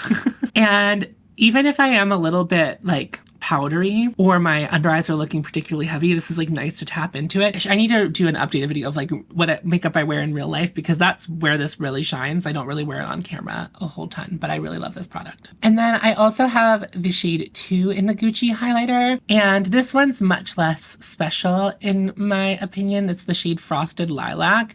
It is really gorgeous, and it is a super wearable lavender highlighter, which again, I'm really into lavender. So sheer in the base, it's gorgeous. I'm like, I don't know, like I really have no qualms with it, but it's just not as special in my opinion as Opal Pink was to me. And I feel like I will use this one a lot less than I will wear Opal Pink. I still want to have it because again, I've been on this like lavender kick.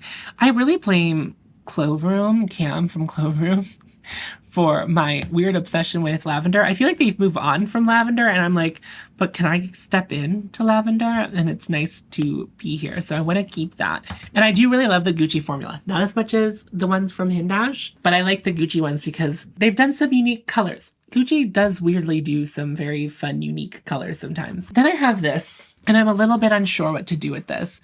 This is from Pat McGrath. This was from one of her skin fetish kits, if you remember those. This is the shade Iridescent Pink.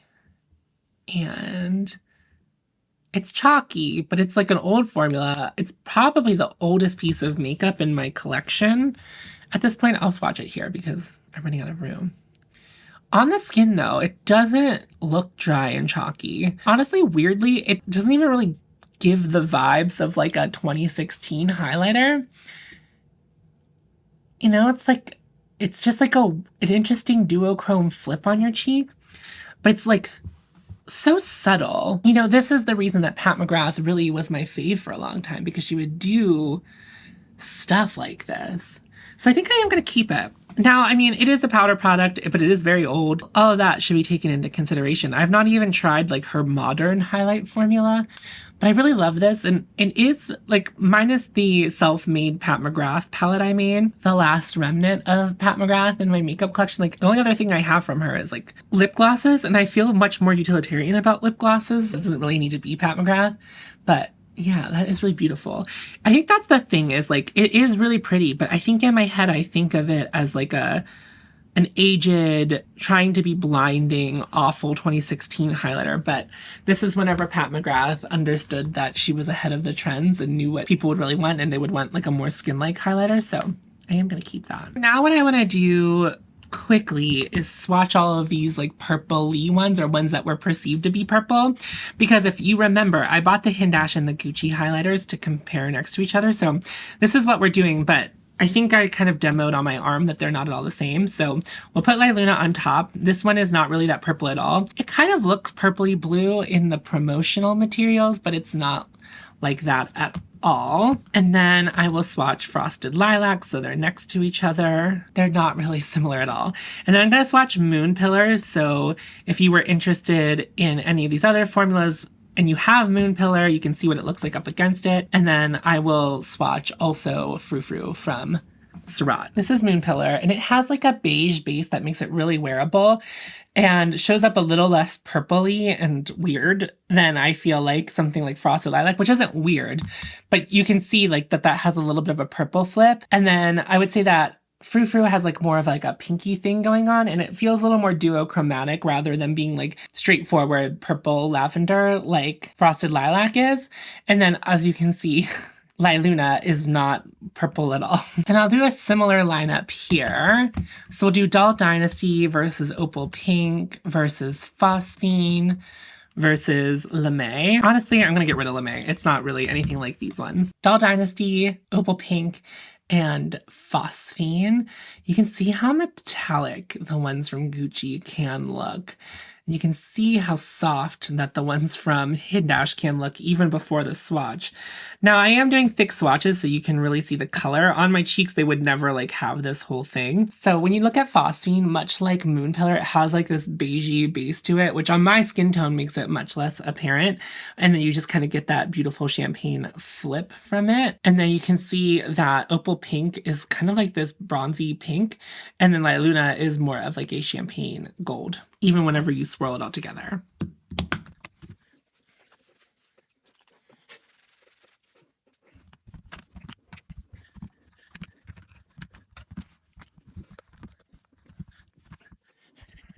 I'm keeping 10 highlighters. I'm finding new homes for 2 highlighters. And unfortunately, I'm retiring from the makeup circulation, just like we retire money sometimes, 3 highlighters. And that feels good, and it feels right. And I do feel as though, well, I don't really remember how many I started with, but I think I did count. Did I have 12? And I ended up with 12? Did I do an equal in and out? 9, 9, 10. No, I have 10. So I may have gone down, but I'm not 100% sure on that. But I'm very pleased with that. And so I think right now I'm not going to put any of my highlighters in the quarantine box. I do think I want to focus on the Westman Atelier one. And that would be the only one I feel like I need to like force myself to play with. I probably could force myself to play with the Pat McGrath one a little bit more too. Okay, done. Great. Gorge. Here are all of my lip products. Let's start with lip liner because that feels like an easier place for me to start.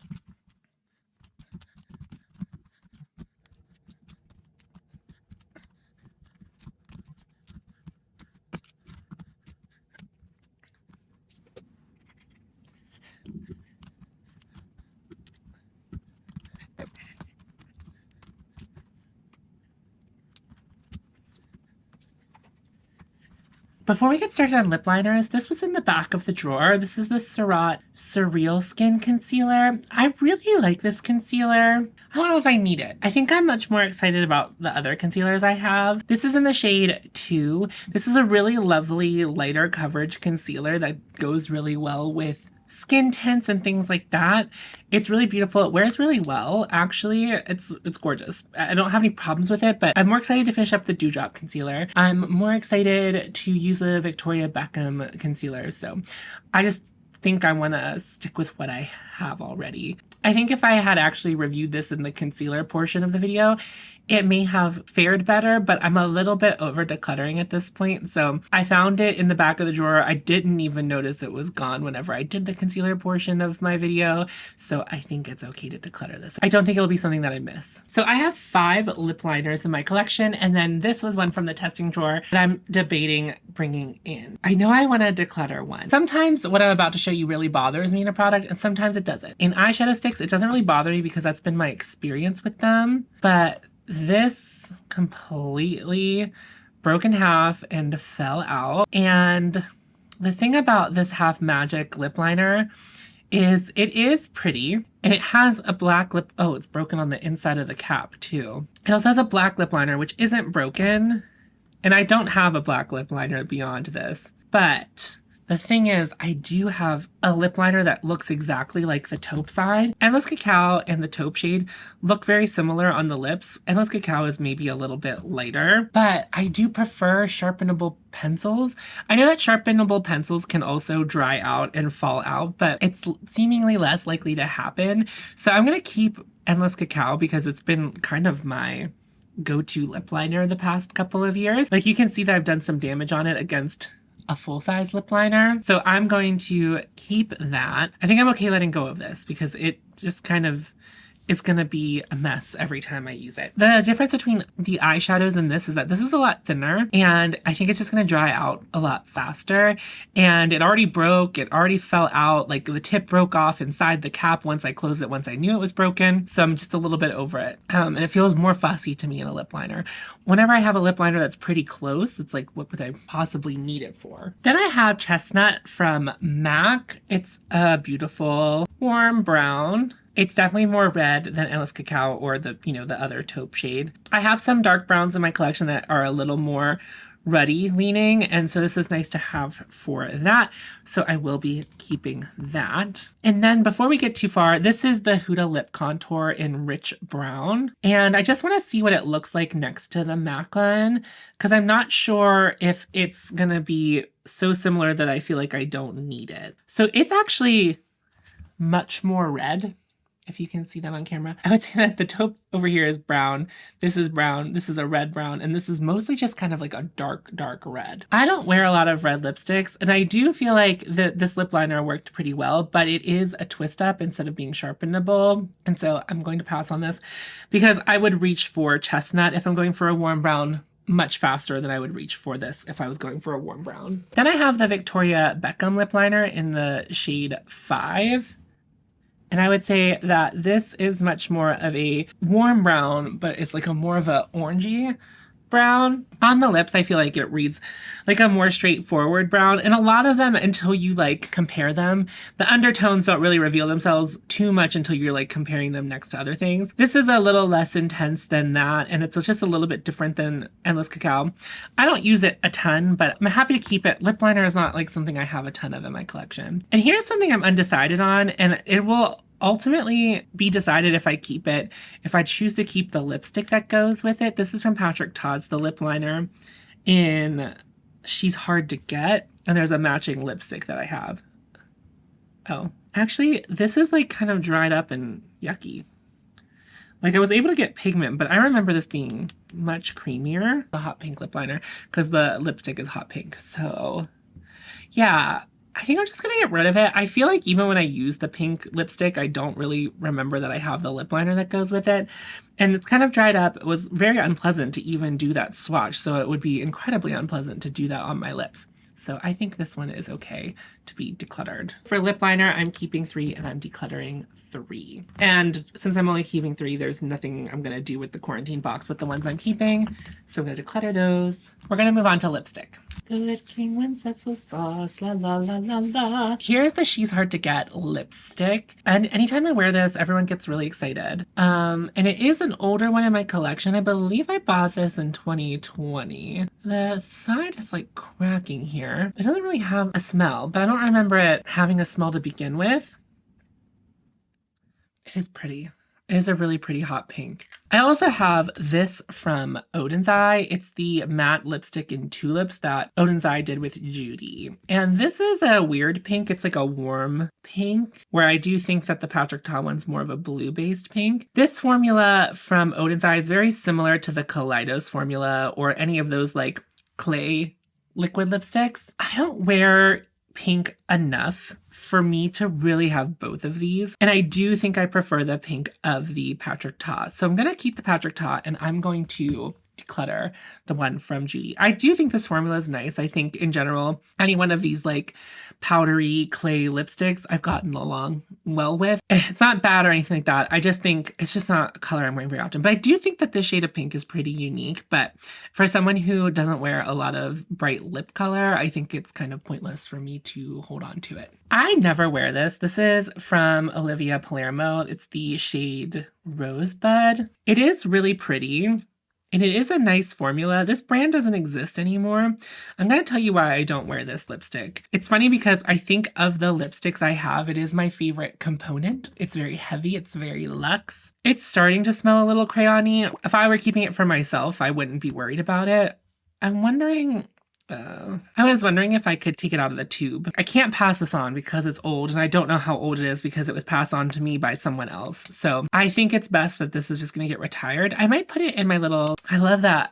I stole this from Rachel Ellen Rose, and I think other people call it, but I've heard Rachel call it the most, but like a little makeup museum. I think Ishani also recently did a video of her makeup museum, and nothing was really special about this lipstick. I just love this component. I wish we would see more heavy components. I know that the Lisa Eldridge one has a very heavy component, that refillable one, but I'm not really interested in any of the shades of her lipsticks. And I've also just heard that lipstick formula is fine. So that would just be like repeating the same pattern as having this. And it's like, I'm not going to do that. So I'm going to declutter that. And then since we're kind of in this realm, that's a really pretty color. It's a shame.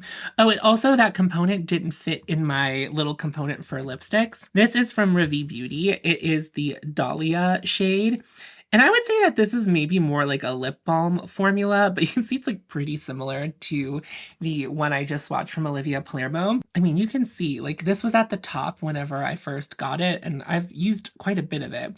Now, if I wore it every day, obviously we would see a lot more use, but I really like it. I love the component of it. It's very sleek, very good for the purse, maybe a little thin for the purse and a little hard to find, but very beautiful. So I'm going to keep it. I don't wear it a ton. There are moments where it's like my favorite thing to wear. So I'm going to keep that. And then in the spirit of sticking with light pinks, this is Baby from Merit, and it's my current favorite Merit lipstick. I obviously really love 1990, but I've been wearing this one a lot more because Baby has a little bit of gray, a little bit of yuck. Very similar to the Pillow Talk blush wand. It's like a pink that has some intrigue to it. So I just told you that I really like this lipstick, so I'm not going to get rid of it. It's really great. I love the signature lip formula. I would say of the lipstick formulas I am familiar with, it's the one I like the most. Then I have this from Vive, and it's the Satin Slip Lipstick in the shade 90. And this is a concealery lip. If I were to have a concealery lip, it's this very light peach.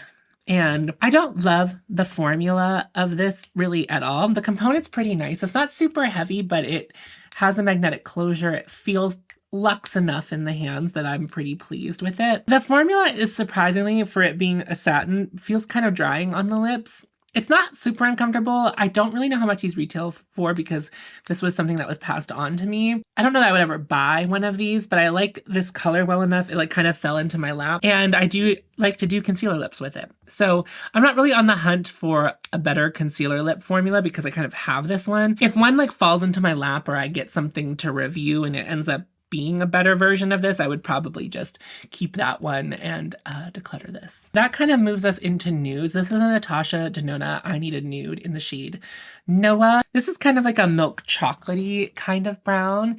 It is really pretty. It is one of those shades that sometimes I feel can look warm on me whenever I have specific things on, but also it's a very interesting shade of lipstick. I've not really come across a brown as unique as this one, and I very rarely wear it, which is so funny because I think you can tell there was a time where me and Noah had a very great relationship going because I've used quite a bit of it. I'm gonna keep it. I think this would be a situation where I want to focus on it. I just like forget that I have it for some reason. I am much more into glosses. The gloss category is like much larger than my lipstick category. We'll see when it comes to that. My Merit 1990 has seen better days. It fell out of the tube. I love Merit 1990, and I know a lot of people have had this experience with the signature lips, and here I am to add to the group of people who it's happened to. Because I love this color so much, I'm a little bit more willing to put up with it, but it is incredibly annoying. So I am babying the shade Baby, trying not to put too much pressure on it. Goodness gracious, if that's not one of the most beautiful browns in my favorite formula. What I might do, I don't know that there's a way I can really repair this, but I might press it into a pan and just like apply it with my fingers or a lip brush because it is really annoying. You know, it's so funny. I said the word chocolate and now I feel like I smell chocolate, but there's nothing here scented chocolate. And now I'm concerned that there's chocolate in my room that I am unaware of. This is the matte lipstick from Merit. It's in the shade Antibes and it's like this peachy shade. It is really pretty. In fact, it's kind of like a little bit darker version of Nighty. It has that peachy quality to it, but it's a little darker, and of course it's matte. I like the Merit matte lip. You're gonna be hard-pressed to find me singing the praises of a matte lipstick, but I like it. I don't love wearing matte lipsticks. I'm into glossy lips, but also glossy lips tend to be more comfortable, but glossy lips come with maybe having to pay the price of the white ring of death that goes around your lips if you, depending on the formula, and matte lips tend to not have that. But I really like Merit's formula, so if I were to be interested in buying more matte lipsticks, I would definitely look to Merit first. Their shade range is not my favorite when it comes to their mattes. I really like the signature lips, but the mattes I'm less interested in the shades overall. My beloved A Royal Scandal from Gucci is of course not going anywhere. It's kind of this like pukey green brown. It looks cool toned against everything else, but on my lips I can see there's like a green to it that really comes out. I'm not calling it a green lipstick, it's just a brown that like has that green appearance. I recently tried a lipstick from Mob Beauty, which the number off the top of my head I do not know. It's the pinkier version, I would say, of A Royal Scandal, and I think that works better on my skin tone, but I love A Royal Scandal so much, and it feels really decadent and special whenever I choose to wear A Royal Scandal. Not because it's Gucci, but because this was a precious of mine. Kind of like whenever I talked about the Ritual de Fille Alchemist highlighter, like this was a precious for a long time.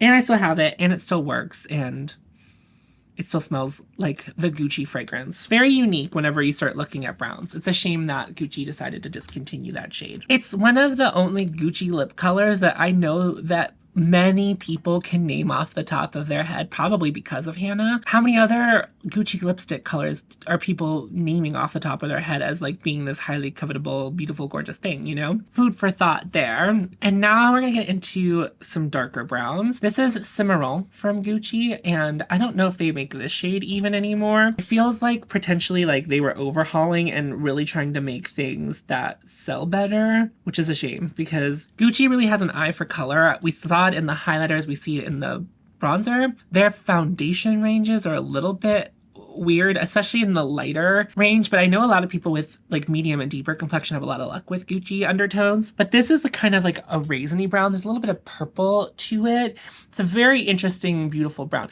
As you can tell, I love brown lipsticks, and getting into the nuances of it is really important to me, even though that sometimes on the lips you might not be able to tell. Cimarron's really beautiful and unique, and I love it. And then my final dark brown, this is Westman Atelier's Rue, and I would say, well, let me swatch it. It is pretty neutral in my opinion. The worry whenever we get into most luxury brands and their dark browns is that they end up being incredibly red.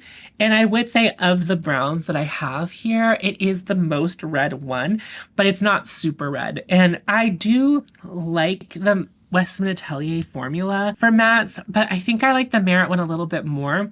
And I'm not always so concerned about what's most reasonably priced, but my experience with them was very similar. And it's like, if I'm gonna choose one, I would buy the Merit again. I am curious, as I always am with Westman Atelier, when we'll get refills for it, or if we ever will, because I'd be curious to know how much those would cost. And I think they still haven't made a refill of anything, so I don't know if their refills are going to be like cost effective when they finally do release them, because I could see myself potentially using this component, and maybe if they were reasonably priced, buy some other colors. But I do also think that the Merit matte lip colors, even though I'm not really that interested in them, are more interesting than the ones from Westman Atelier. But Westman Atelier has this really bad habit of putting really good colors into kits for limited time. So we'll see if there's anything that ever comes out. But $50 for a lipstick, I don't know. Lip color is like not something I'm super excited to spend money on. 4 shades that I showed you of lipstick today were received in PR. More of them were sent to me by friends. So it's not a category that I'm paying a lot of attention to, because I mostly wear the same lip colors over and over again. And again, I'm reaching for glosses, because some reason glosses tend to have more interesting colors. I will be keeping that. Now we're kind of getting into quote unquote colorful, unique ones. I will admit to you, I don't think I've worn this Givenchy lipstick all year. It's in the shade Flamboyant Brick, which is the shade 51. I don't know if you can still buy this. It was part of their fall release a couple years ago. And I used to be so into orange cosmetic. I would do like green eyeshadow and orange cheeks and like an orange lip. And this is just so autumnal, isn't it?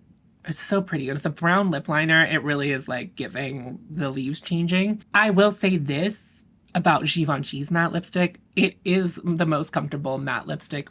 It looks the best on my lips. It doesn't always swatch the best, although that's a very good swatch of it. Normally when I swatch this, it's very crusty, musty. I really love it. It does have a pretty distinct scent to it. Like it's this powdery scent, but I very much like this. It's one of those things that I love to have in my collection, to have it in my collection. And whenever I wear it, it feels really special, much like a Royal Scandal does. We might have to do a video dedicated to like building a look around this in the way I do my makeup currently. I think that could be worthwhile. And I think it's always worthwhile to make content to be like, okay, I have this thing I really love in my collection, but I never wear it because ABC thing. For me, it's like, it's not a color I wear very often, but it is a pretty color. I really like it, but it's like also, you know, there are layers to it. So I would like to play around with that. I'm going to keep that because it is a precious. And then I have a black lipstick. This is the Black Moon Sinister Satin in Omen. I love pulling this out in the fall, but I think I look really good in black lipstick. It's very bitchin', you know? I love it, so I will be keeping that, even though I don't wear it a ton. And then I have the Confessions lipstick from Hourglass in the shade Red Zero. And I bought this at launch, and I don't think that if you buy this now, you get the scarab in it. Or I guess, I guess beetle? I guess it's a beetle.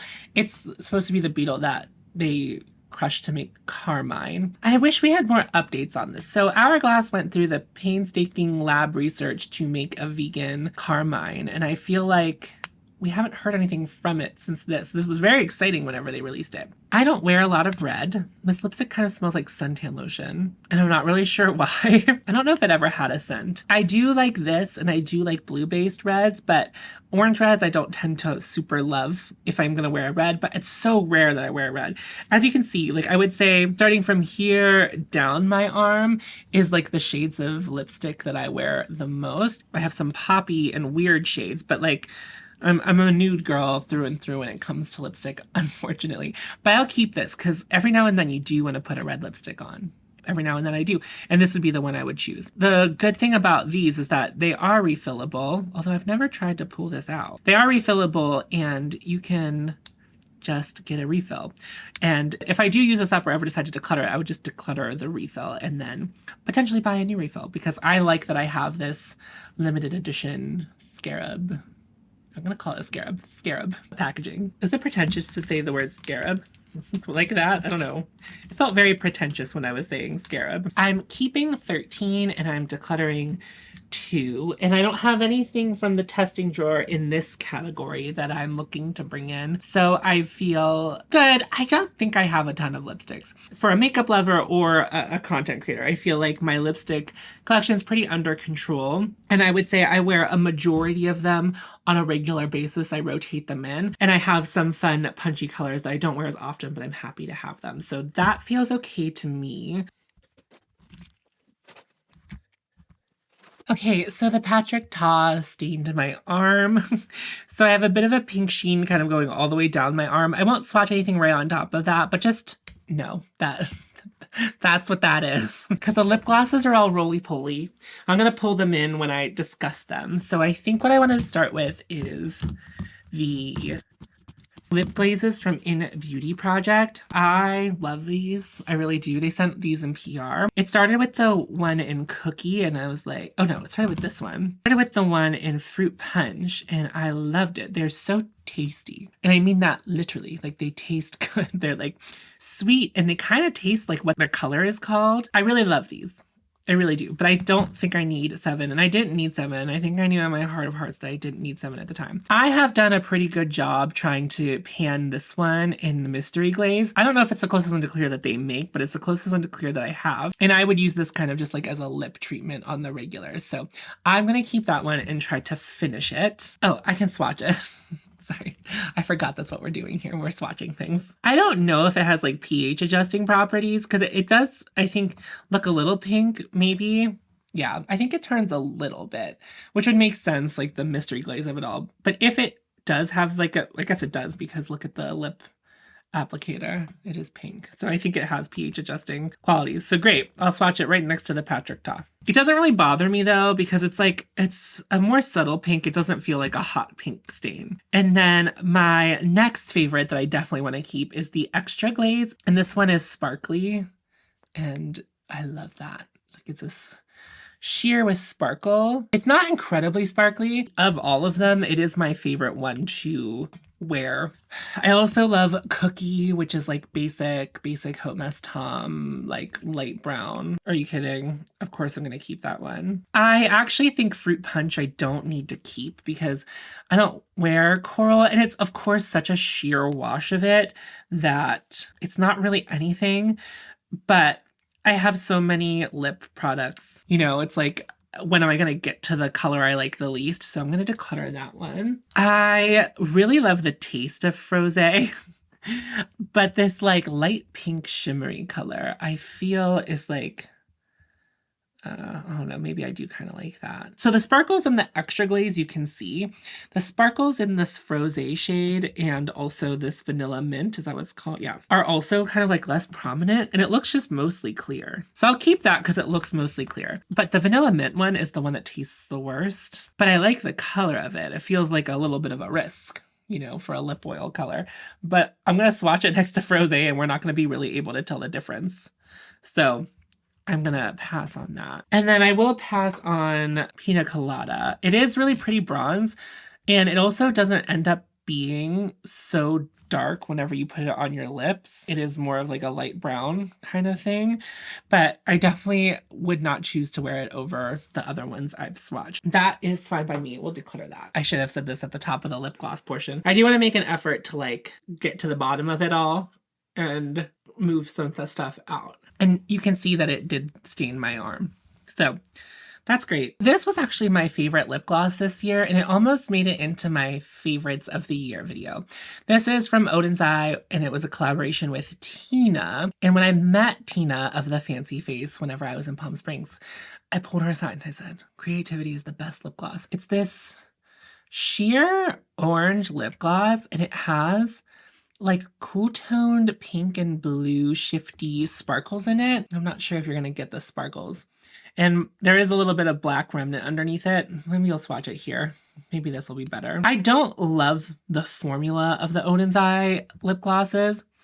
They're fine, but I just think that this color was so well done. And that's why I love it. So I do want to keep that. Swatching lip glosses, if you've never done it on your hand, is a sensory nightmare. Oh, we all know I'm going to keep this. This is from Isamaya, and it is the lip lock in metal. And this is special. A lot of people tell me that there are good options for dupes of this, but what I'm going to tell you is having some friends who recently came into this product and have tried some of those other things that people recommend to me as dupes now know how incredibly three-dimensionally sparkly this is. It's so sparkly.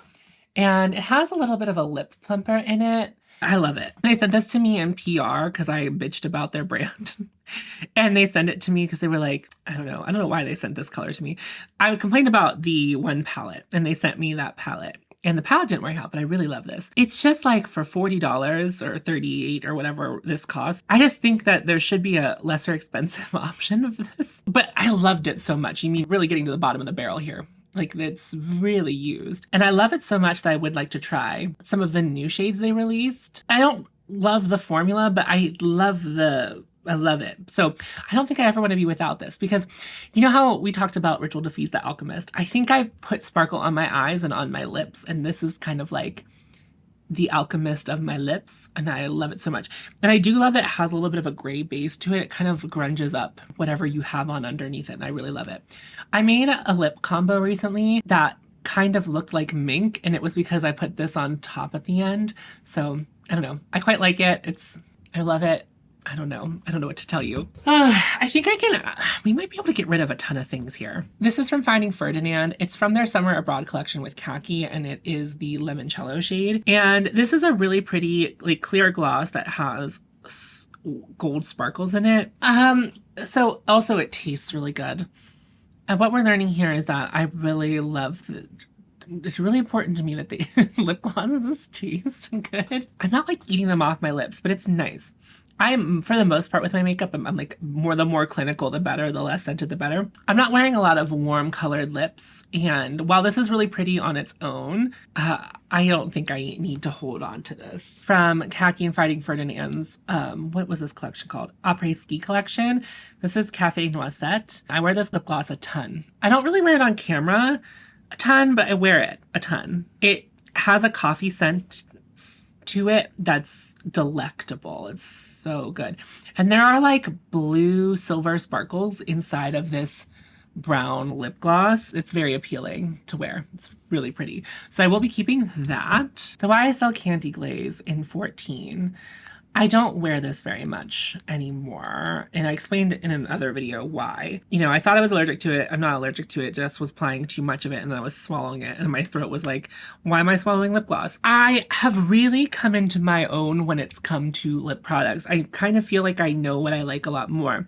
I like cool tones, I like sparkly. That's what I'm really looking for, and I just think this is like a little bit warm. If YSL had like a more cool toned brown option, I think I would wear it. I would almost say that this is very close to the Western Atelier Rue shade, but I think like all of the things that go against it in my mind prevents me from wearing it anymore, even though I loved it so much at one time. So I think I am ready to declutter that. And kind of on the opposite side of the scale, we have Haute Cocoa from Finding Ferdinand and Khaki from the Après Ski collection. And this is a very beautiful cool toned brown that has no warmth to it, and I love it. So I will be keeping Haute Cocoa. And while we're like kind of just doing glosses, well, we are doing glosses, but more normal colors without any glitter in them.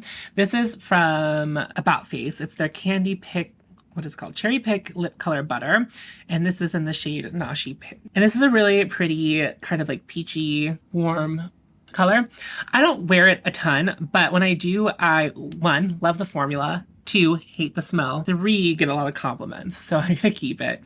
I do wish it was less scented, although I do feel as I've had it, the scent has kind of dissipated, but it's still there. It's just less nauseating than it once was. I quite like it. I don't wear it a ton. Again, I'm not really out here doing a ton of warm tone looks. When I'm in the mood to wear it, it is nice to have, so I will be keeping that. I have 2 Pat McGrath lip glosses. This is in the shade Future Femme, and it is this gorgeous pink, baby pink with blue and pink and silver sparkles in it. I'm gonna swatch it here, so hopefully you can get all of the sparkles. It's so pretty. It is pretty sheer, like the pink is there, but really it's kind of a carrier for the sparkles. But the sparkles in Pat McGrath glosses are much more refined than what you're seeing in the Isamaya one. Like you can really see the sparkles there. Oh, it's so pretty. The thing about these Pat McGrath lip glosses is they're old. However, these colors are actually very unique, I've found. You wouldn't think it would be hard to find something like this. I kind of want to pan them, but they are old. I'm fairly certain they're from 2020. It did smell not great. Yeah, it smells like plastic. And I'm fairly certain these have like a vanilla smell when you buy them. And they do kind of like get gloopy and separate. So maybe they're not the best, but I would buy Love Potion again for sure. It's like this nude shade that also has beautiful sparkles in it, silvery and blue sparkles. And it's just kind of like the perfect nude gloss. At one point, the Pat McGrath lip glosses were my favorite lip glosses. They're not perfect. They do give me the white ring, and I have tried more refined formulas for much less expensive. But the other thing is, like, Pat McGrath lip glosses go on sale all the time. However, I bought these. I think I bought these on sale, and Pat McGrath has discontinued a lot of the colors. So I'm actually going to pull up Sephora on my phone to see.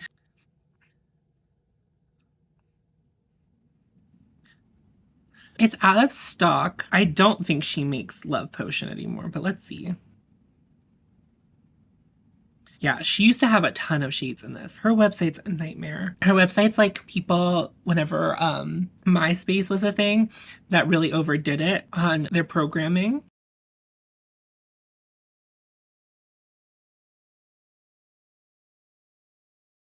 Yeah, Future Femme's not even an option on the website.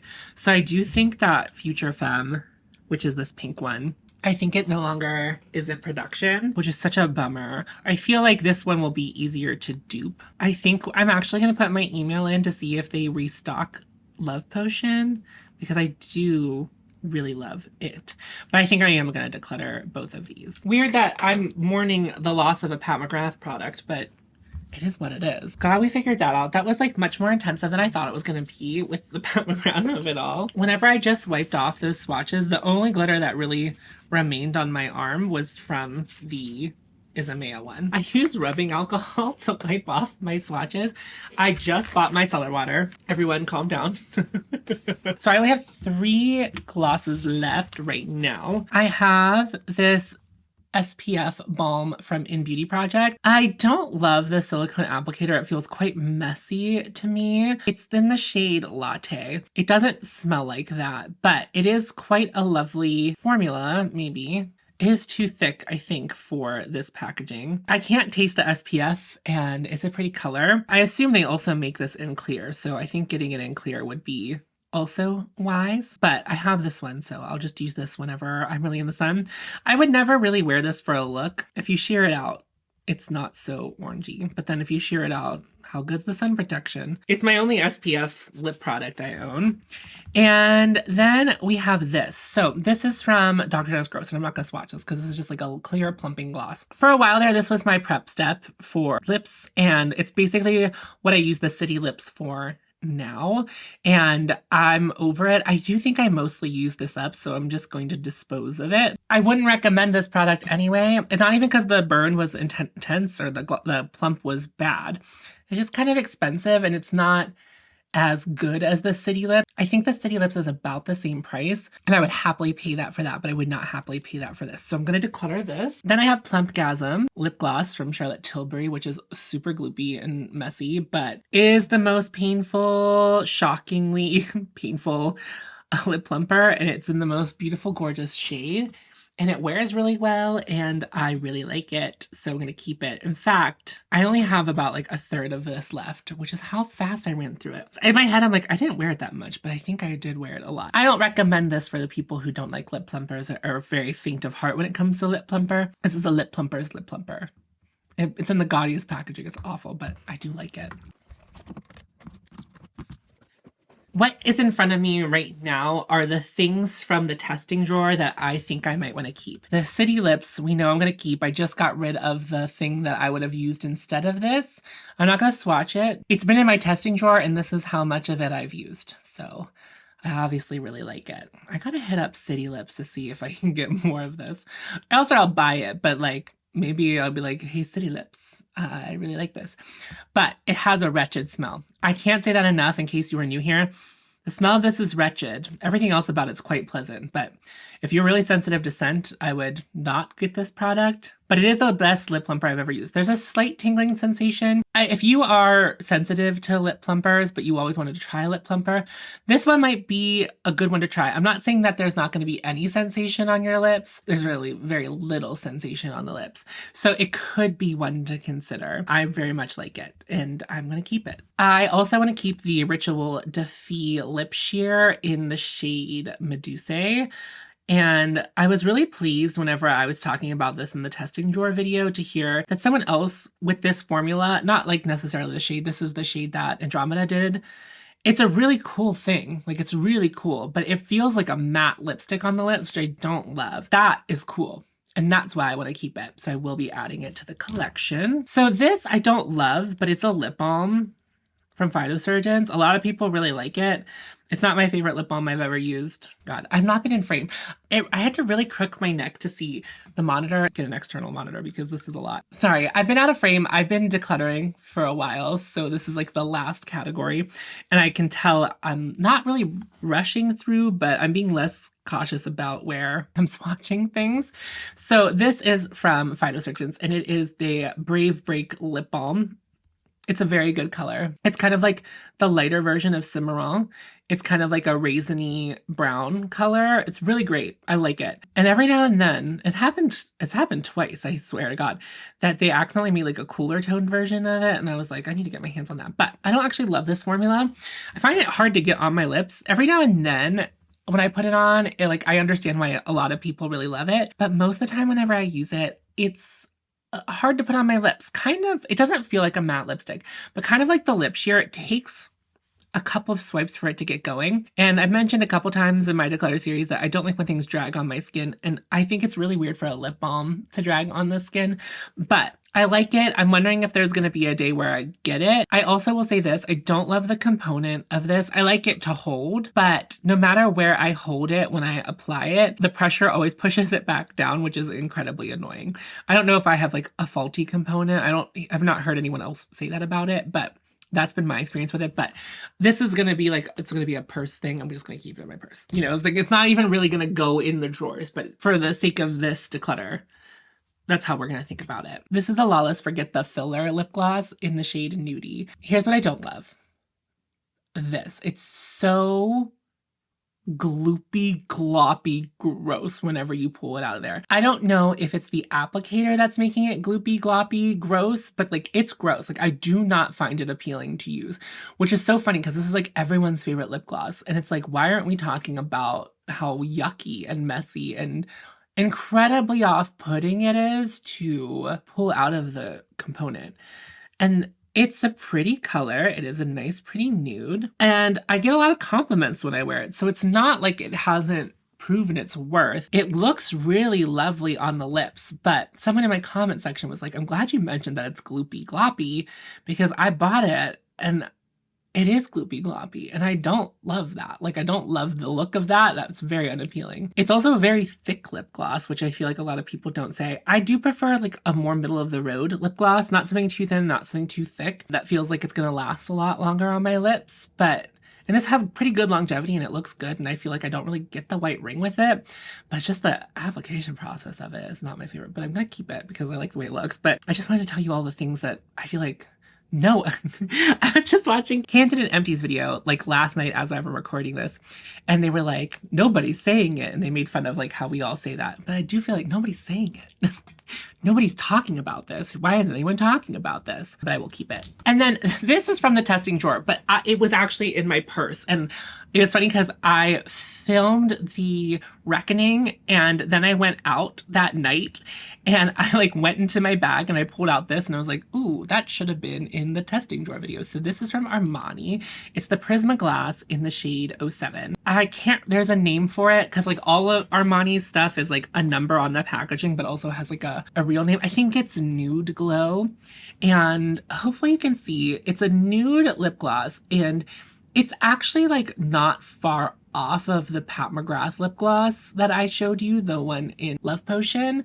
It's very similar, but I would say that this is more nude and that one's more taupe. It's like a little more cool toned and dead looking. Here, I'll just grab it. Do you see how it's like a little more ghostly? The one from Pat McGrath. So it's not exactly the same, but it's a similar idea. And it definitely is more shimmer particle in Love Potion. Here's my review of this. I love this, but this is a chapstick. I think about it as a chapstick. It's a really pretty chapstick, but it's a really, really thin lip gloss formula. And I think I said it was kind of chapsticky the first times I've worn it, the pigment payoff is pretty light and you're really left with the shimmer, but the shimmers are so finely milled and a little bit sparse, and they are really what make your lips look juicy and plump, not so much the gloss. Like you can see here, like the Forget the Filler is glossy for the sake of it being a gloss, whereas this looks more like a gloss, I think because of the sparkle reflect in it. It's a different kind of effect, but it's incredibly comfortable and it feels really light on the lips. I'm not always down for a super thin formula, but I really like it. It wears okay, like it doesn't wear an incredibly long period of time before I feel like I would like to reapply it, but I like the way it looks, and because of that sheerness and lightness, whenever it wears off the lips, it's like perfect. Like it, like your lips just look like your lips, and I love that, especially when it comes to something with a glitter. It does leave a little remnant of the glitter, so you're still left with that plump, juicy look, maybe without the plump juiciness of like the gloss actually being on your lips, but I really like it, so I'm gonna keep it. For the Typology lip oil, I do like this formula. It's the shade Powder Pink, and it could really easily be just a bag thing like the Phytosurgeons, but I just decluttered a bunch of lip oils from In Beauty, and I want to work through those before I think about bringing another lip oil in, but I do like this component. It's very luxe. I don't know, maybe I could just put it in my bag. I only have a couple of bags. The Phytosurgeons one could go in one, this could go in the other. No, I don't need it. I don't need it. I'm going to declutter it. Okay.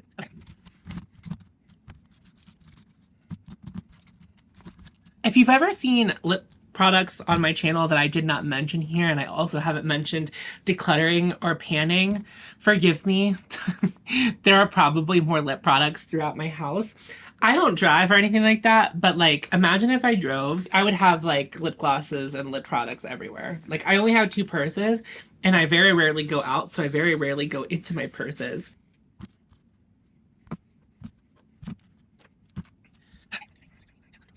I am decluttering 5 and I am disposing of 4. The lip glaze is pretty old and I don't think I feel comfortable passing that on. The other stuff is relatively newer. Maybe the lip gloss. I don't know. I'll see if someone wants the lip gloss, but this is new and I haven't put it on directly on my lips, I don't think. I'm gonna try to find homes for these lip glosses if I can. So having this many lip glosses, I think is okay for me right now. Again, I don't feel like my collection is out of control. I don't think it's that big also for like makeup content creator. I'm very pleased with this. Here's what I'm gonna do. I'm probably gonna just put this lip glaze next to my computer upstairs where I work from home. So I will remember to use it, and it has lived up there before, but something else rotated in. I don't think I'm gonna set any of my lip products aside when it comes to my lip glosses. I feel comfortable putting these all back in. I also feel like I rotate through my lip glosses pretty regularly when I'm looking for a specific look.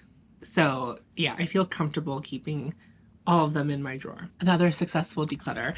I feel like that was a pretty good and realistic purging of things. That feels great. And for me, that's the end of my recording of the declutter series, which I'm incredibly pleased with to be done, and I can finally put everything back in my drawers. And I'm actually gonna film that. I don't know if you'll be into that. It will be its own separate video. It might be short, but I'll walk you through my storage and my drawers because a lot of people ask about that. Normally I just really quickly, swiftly like do sped up footage of that, but I will take my time and kind of talk you through things when I do that. But yeah, I'm finally done doing this. Thank God. I can kind of like move all of the recording equipment out of the middle of my room. I cannot emphasize enough. I'm so excited about. Anyway, okay. Now for the outro. Okay, that's the video. So if you haven't already liked this video, please make sure you hit the like button before you leave. And if you are new to my channel and you aren't yet subscribed, but you really enjoyed the vibe, I would love to have you subscribe. Basically on my channel, I try to help myself and help you be more discerning about the makeup that we're buying. A lot of the times when we're interested in a new makeup item, we're interested in it because we like that kind of thing.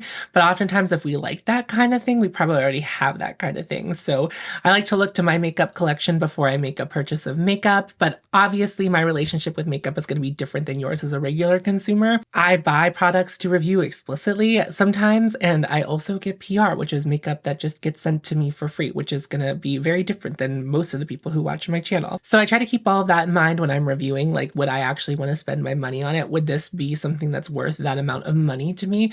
And I try to be very honest with it, because what you'll find, a lot of my reviews, I get to the end and I'm like, it's okay, but probably not worth your money unless it really, really wows me. And sometimes things really do wow me. That's not to say that it never happened. That's the kind of vibe here. I'm not going to sensationalize how I feel about a product if I don't feel like it's sensational.